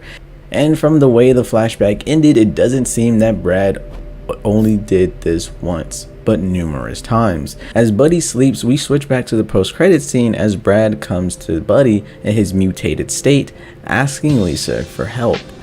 But instead, Buddy uses what Brad had taught her to defend herself, fending off Brad long enough for Buzzo to come in and put a stop to the fight. Buddy asks, why is he doing all of this to him? You already won, look at him, he's dead. Buzzo of course doesn't answer this and tells her to just stay safe out there and welcomes her to hell. This is what she wanted after all. Now we're playing Buddy, let's fucking go. The point of views, the perspectives have changed. Interesting thing to note is that Buddy is now carrying the dead flower that was given to Brad from Lisa. It's sweet in a way because now Buddy's carrying that long dead promise, still giving their deaths purpose in some shape or form. As Buddy leaves outside, she passes by all the carnage that was left behind by Brad's rampage. Noting that everyone is dead, moving past the blood, she encounters a group that were still out looking for her. But as it turns out, Buddy was wrong because Rando is still very much alive and stalls just long enough for the men to get attacked by a joy mutant, which allows them to escape. Within the cave, Rando and Buddy hide out as the beast deals with the men. He tries to tell her not to be mad at Brad because he was only trying to protect her. But she is done hearing those words, so Rando changes up the conversation and tells her how he strives for peace in these lands and how she's the key to that, and just ask her to trust him, which she does. And with that, the brother and sister set off on their journey, which isn't very clear just yet, but we just know that Rando wants to take her to some friends that he trusts. Unfortunately, the mask isn't fooling anyone, and they are forced to fight an entire group of people who just got done killing a joy mutant. Rando and Buddy make quick work of them, of course. Rando tells Buddy to be careful moving forward, but asks how did she learn to move like that? Buddy answers by telling him Brad taught her. And it's this weird moment they share when Rando says Brad didn't teach him anything like that before. Which makes sense. I mean, I feel like Brad changed as a person post-Flash and became a lot more deadly due to Buzzo. But also brings into question, if Brad had an adoptive son, why did he choose to live with his best friends and neglect his own son? Moving past the bodies, Rando explains that this giant slab of stone is called the List. It's a list of warlords who own different parts of Olaf. Rando, however, is not on the list because he and his army were almost a foreign power and was largely left alone until Buddy came along and kind of messed things up. Anyways, Rando finally gets to the place where he could find some help regarding Buddy. But in a twist, Rando puts his faith in the wrong individuals. In his absence, his quote-unquote friends had to tie her up due to her violence, and even one of the men tried to have their way with her. Rando obviously freaks out and passes out due to his injuries. When he awakes, he crawls towards Buddy only to see that his friend's dead and Buddy standing surrounded by their blood. Rando's surprised at Buddy's actions, asked what they did to her, and all they did was lock her in a room, but unknowingly set off some trauma within Buddy as she feels she's been caged up her entire life and refuses to ever be caged again. Rando, worried at what she might do, lies about those being his friends and tells her that they must leave. However, Buddy seems to already have a plan in mind. Meanwhile, we get this quick flashback of Kid Buzzo as he sees Buddy asking to go out and play with him. Now isn't that ironic? Buzzo, for the entirety of Lisa the Painful, was tormenting Brad every chance he got because of what he did for Lisa. Or what he didn't do, excuse me. He blamed Brad for Lisa's death because he wasn't there to prevent such happenings, but now he dreams of Lisa, but his inner conscious is showing Buddy, something Brad did all the time. Brad didn't look to Buddy as their own person, but just a Lisa 2.0, just a second chance. Now Buzzo is realizing his stupidity after all the evil shit he's done. Extremely priceless. Anywho, we switch back to Buddy as she takes Rando to the list. She tells him her master plan to become the strongest in Olaf, to never be put into anyone's cage ever again. All people want from her is to play princess or be subservient, but this way no one will ever question her standing and her strength. Rando, striving for peace, does have a problem with this and also worries for her safety. He mentions how she's already scarred her face and how she has lost a nipple, but she doesn't care. She tells him that he's starting to remind her of a lot of people who's been killed around her and killed by her. I'm sure she's referring to Brad. Anyways, Rando joins reluctantly. She runs across two people minding their business and so begins her massacre. She kills many people as she goes towards the first warlord, which turns out to be Lardy. If I remember correctly, Lardy was the one of Brad's people that he befriended on his quest to save Buddy, and now Buddy is here to kill him, which she does. Once they're done there, Rando tries to educate Buddy that not everyone on that list is evil. The man they just killed was their main supplier of all of Easter and Olaf. That man helped many people, but this doesn't get through to her as she presses forward with no regard to the ecosystem of Olaf. I'll briefly stop here. I want to talk about the comment regarding Brad killing and for no reason basically, and Buddy killing in self-defense. And I also want to talk about Buddy and Buzzo's relation with the God complex, misguided anger, harming innocent bystanders. So these are two things that I've noticed when I was playing the game, right?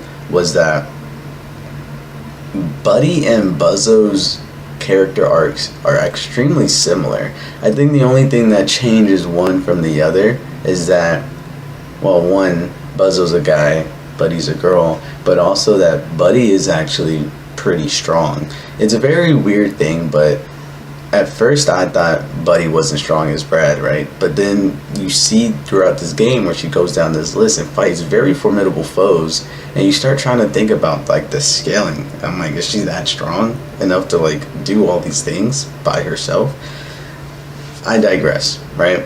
But it's just very interesting that Buzzo, he has a God complex, right? Because he worked alongside Dr. Yado, and he started this whole Joy project, thought he was a lot more important than what he was, and then we'll later see that things don't go out, or don't go his way in the slightest. And then the misguided anger towards Brad, only to realize later that, oh damn, maybe I should have been mad at the person who drove her to kill herself in the first place. And then harming innocent lives, which he has done, right, with Buddy. Just trying to get back to Brad, he harmed Buddy by hitting her in the face with a bat, by getting her clawed up, by taking a nibble away from her.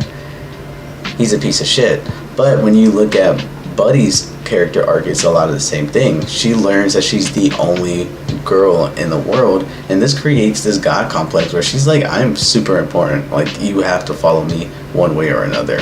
Her misguided anger, she didn't understand why Brad was the way he was because she never asked. She only wanted to resent what he had done to her and what he has took away from her, quote unquote. And then harming innocent lives and innocent bystanders.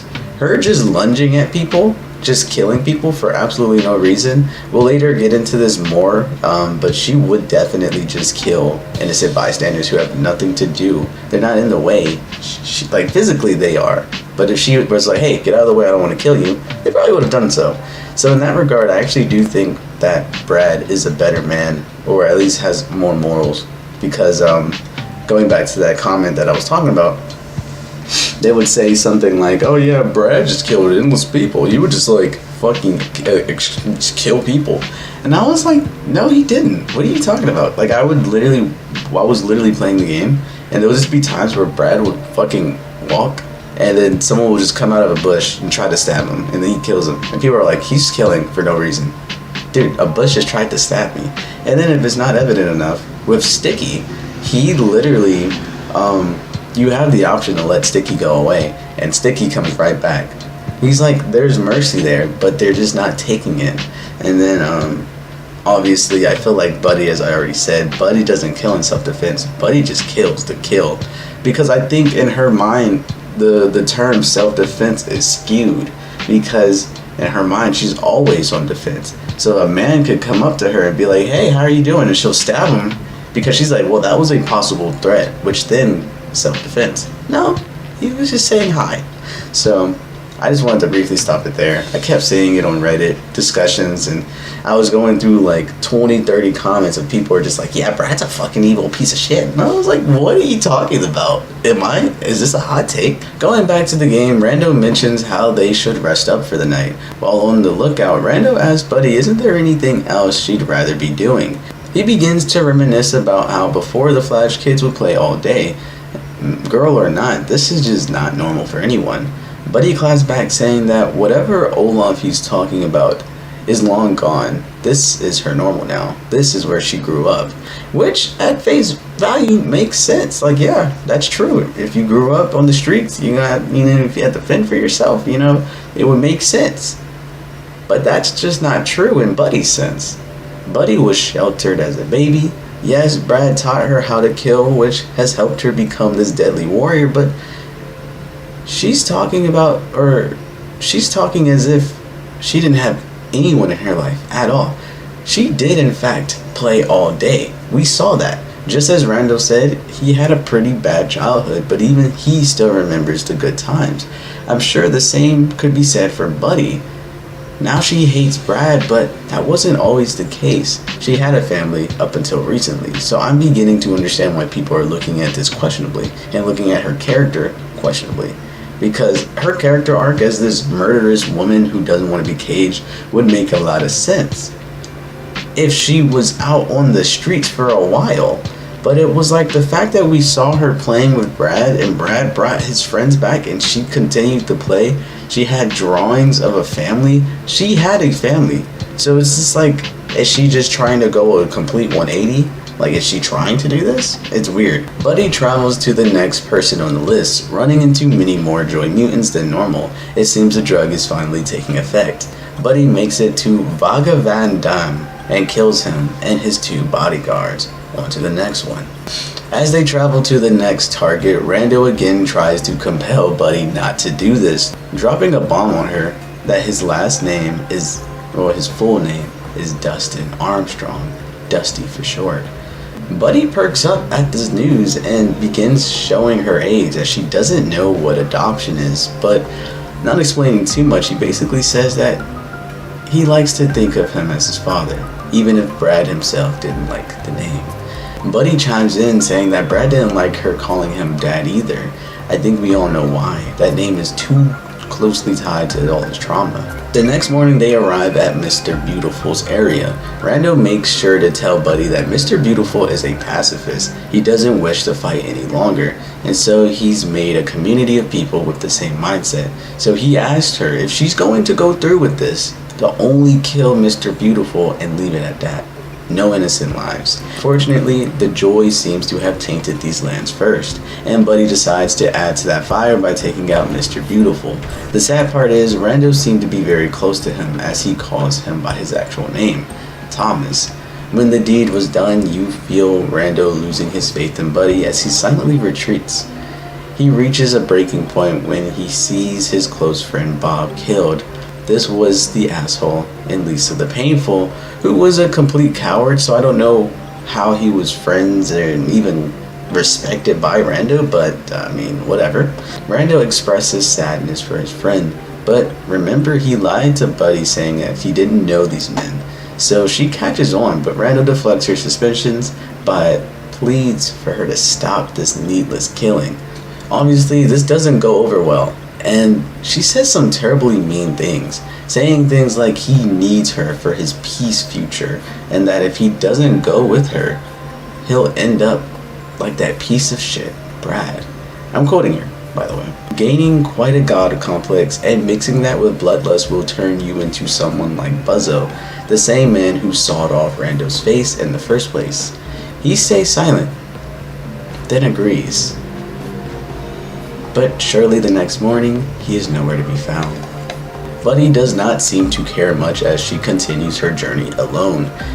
Getting worse with the way she kills, she used to only kill in self-defense, or what she used to think was self-defense, but now is simply killing in their sleep.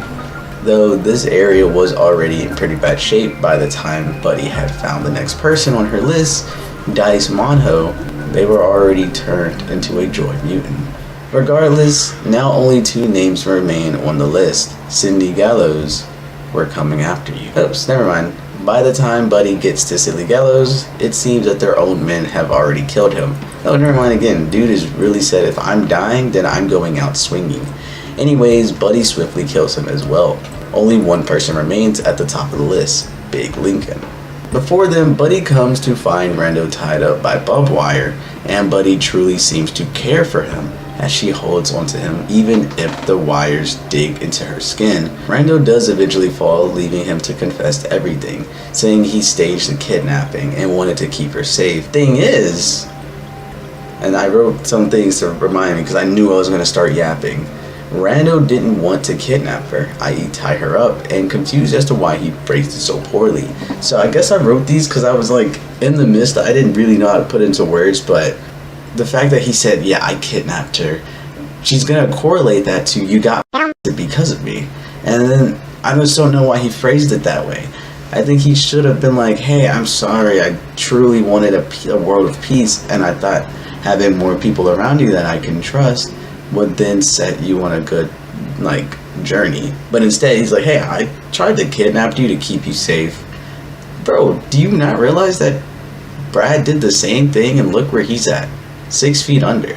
I was like, can we stop that? Anyway, Buddy continues her search for Big Lincoln, coming to a land of graves, leading us to his area. The fight is no joke, but again, Buddy does indeed win. The list is now finished. Everyone on the list are now all dead. Something I'm only now realizing is that each time you killed someone on that list, Buddy's mental state plummeted. Now, by the end of it, Brad and Rando are looking down on the list, while Rick and Sticky are there as well, while also there's just a shit ton of dead bodies littering the floor. The violence is not quite over yet, though. As Buddy stares at the list, she hears a trumpet being played. Going to investigate it, Dr. Yondo is there. Yes, the one from all the way from the beginning, who turned everybody into Joy Mutants in the first place, is there. Dr. Yondo, being surprised that we're still alive, sends his Joy Mutants after us. Buzzo comes in to save the day and tells Buddy that Dr. Yondo has a cure for the Joy Mutants and to go after him. When she does, Dr. Yondo doesn't seem to be the one to get his hands dirty, as he's scared to even look at Buddy in the face. But Buddy's after the throne, and right now, he seems to be at the top of the food chain. During the fight, Buddy begins to hallucinate. Dr. Yondo turns into Rando's face, and upon death, Rando's hallucinated state wishes Buddy good luck. Buddy wakes up in a field of blood and flowers. She comes across Brad. Instead of being filled with arrows, he's filled with flowers. We relive moments that we were not shown in the previous game. Moments through Buddy's point of view. Brad did seem like a loving father, but had way too much baggage to be a good father. He didn't like to be called dad. He didn't like the mention of his adoptive son, Dusty. He couldn't quite break his nasty habits. He was afraid of love, and that made him seep himself deeper into darkness. But this serves as a goodbye. He finally tells Buddy not that he wanted to protect her and make her feel safe, but that he truly just loved her, and says his goodbyes. When she came to, she had killed every last one of those Joy Mutants. Gathering the vaccine, she would go to chase Dr. Yondo. He reveals what had already been revealed, and that he created the Joy Mutants. But surprising, he says that he created Buddy, which I'm sure he just meant in a god complex kind of way. Either way, Buzzo makes it back on the scene to kill him. His arm is gone, and he seems to be pretty much fucked. On his deathbed, he realizes what kind of man he had become. He tells Buddy that Brad was a good person, but the years of torment made him go insane. He hooked him up on Joy. He watched and followed his every move. He needed to find anyone to blame but himself for Lisa's death. But now, after all he's done, he knew he was just a pathetic man trying to right his wrongs.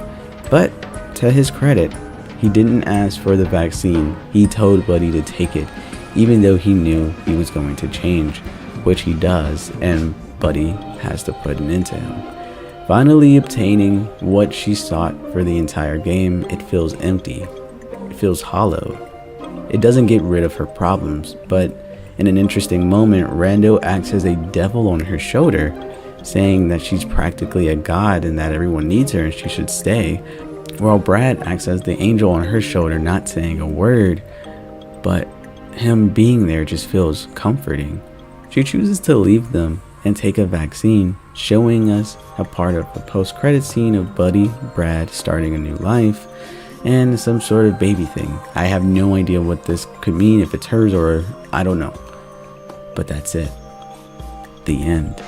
Here are some points that I would like to hit on personally. Buddy's character arc at the very end, i.e. the trauma of Brad's parroting only to realize he meant well. There's not much to say, to be honest with you, because I really want to save it for the end of the video, which I guess we kind of are at. It's been a journey. It's crazy. I've worn 3 or 4 different outfits. That's how long this shit took me to do. I guess what I mean by that is that the cycle is broken. Brad broke the cycle in his final moments. And his final moments as clarity, as a joy mutant. I believe that was actually him. And I think he did communicate that to Buddy. And I think it's a poetic and beautiful thing, because Brad is meant, or not Brad, joy is meant to be a form of like desire, right? And the fact that he broke his desire to try to repent and save something that's already been squandered and destroyed, that's in the past, it's beautiful to see that he broke through and actually looked to Buddy as her own person. Their parallels, Brad could not forgive his father. Buddy did, because Brad truly loved her, breaking the cycle. As I said, in another form, this was also a reason why it broke. The parallel finally snapped. But when Brad found that his father had changed for the better, he couldn't forgive him. But when Buddy seen that, she forgave him, breaking the cycle.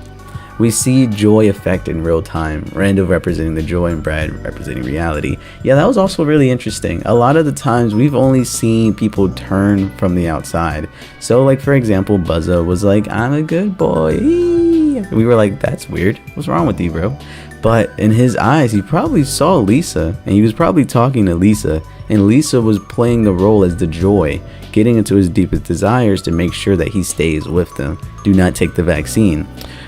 Which is very interesting. I love seeing that, because it's similar to what Brad had also went through as well. On his deathbed, did I do the right thing? Dies and goes after Lisa.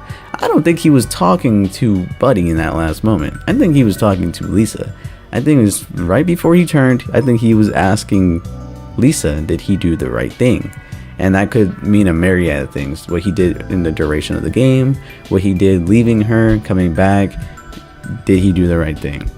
It's a broad question, but it really hits on a lot of things.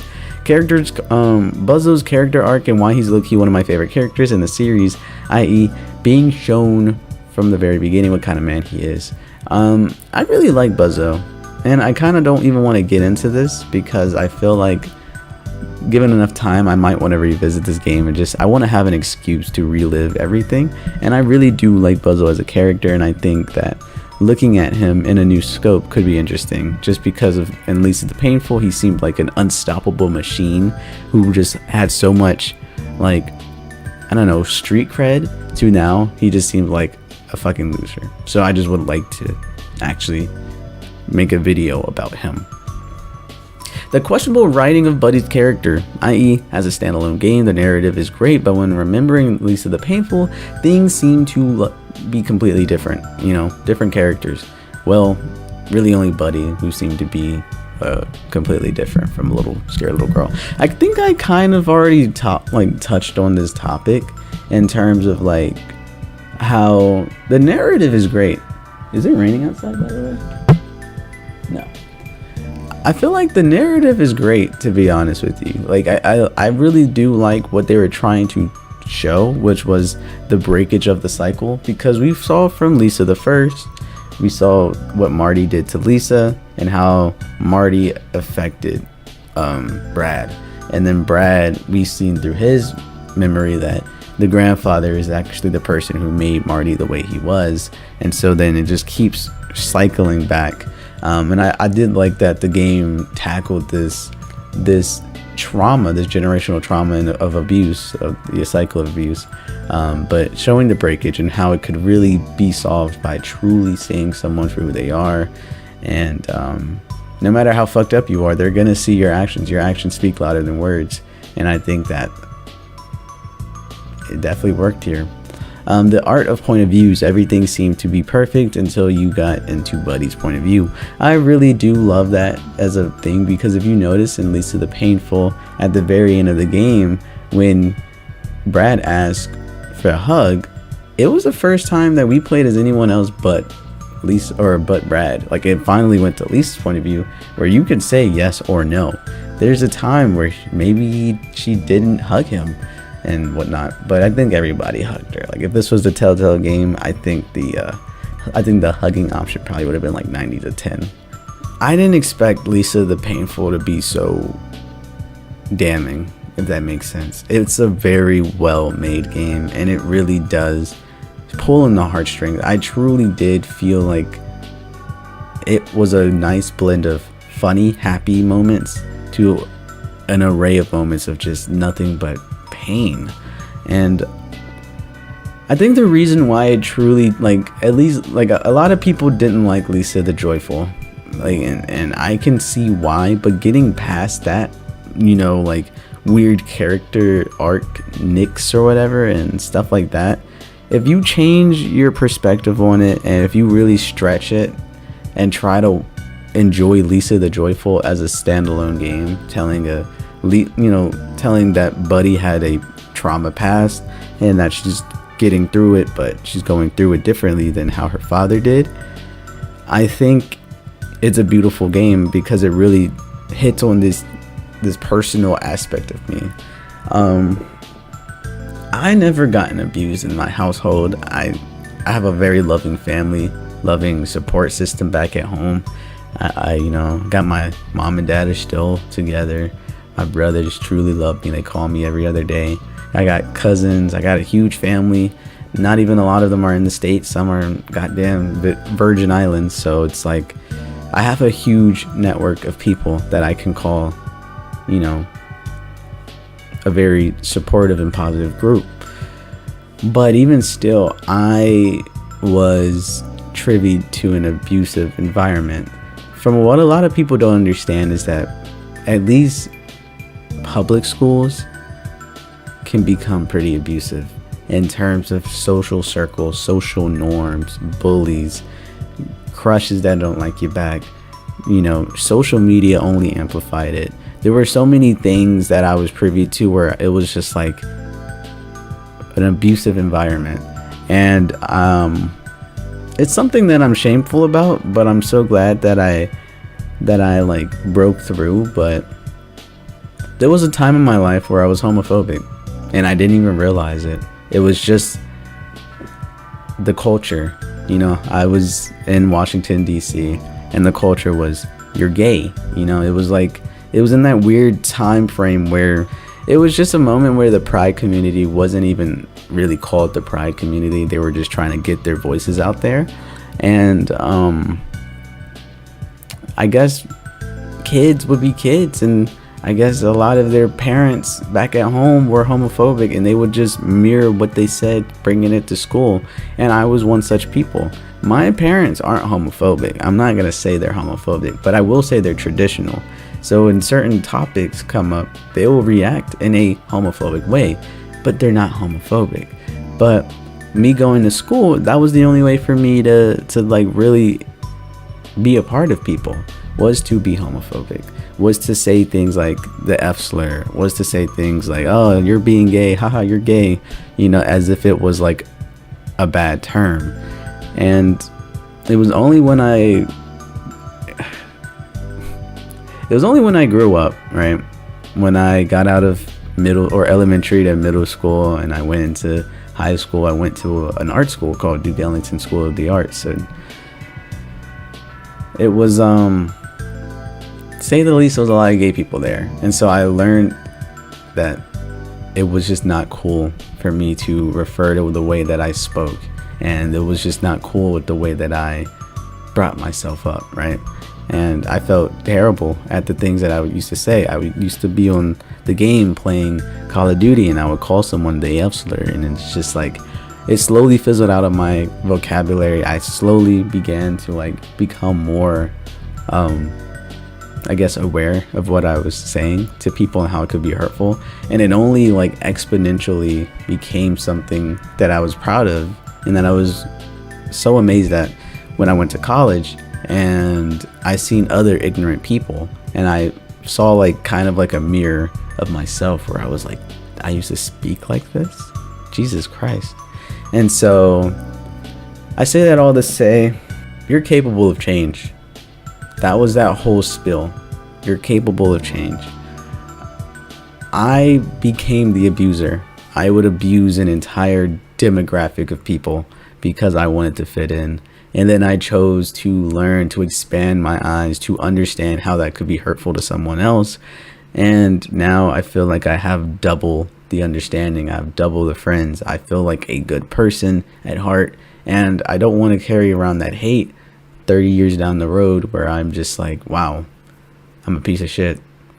So I say this to say, if you find yourself in like an abusive situation, whether it be abusive relationship, an abusive household, it can get better.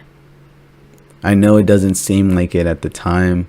I know it seems like you have to wait before you can leave that house, but people are capable of change, including you. You may not be able to change how others react, but you are definitely able to change the way you react, the way you perceive things, the way things could affect you for the rest of your life.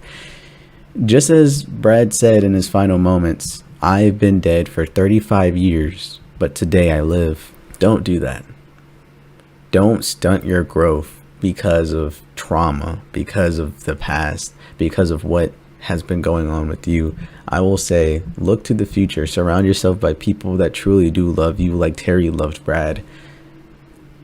It's only good for you. My camera's glitching out right now, but it's totally fine. I'm at the very end of the video anyway. I just wanted to say that, yeah, if you're in an abusive household, if you're in an abusive relationship, leave, please. Better your own mental state. And if it's impossible for you to leave, then at least have some type of getaway, some alleviation of that stress. And I promise, if you're strong enough, if you are strong enough, you will create a circle that truly loves you for you, and that you will get through these tough times of abuse, because if Brad and Buddy could break the cycle, so can you. This has been Lisa the Painful, Lisa the First, and Lisa the Joyful. Thank you for watching, and I will see you on the next one.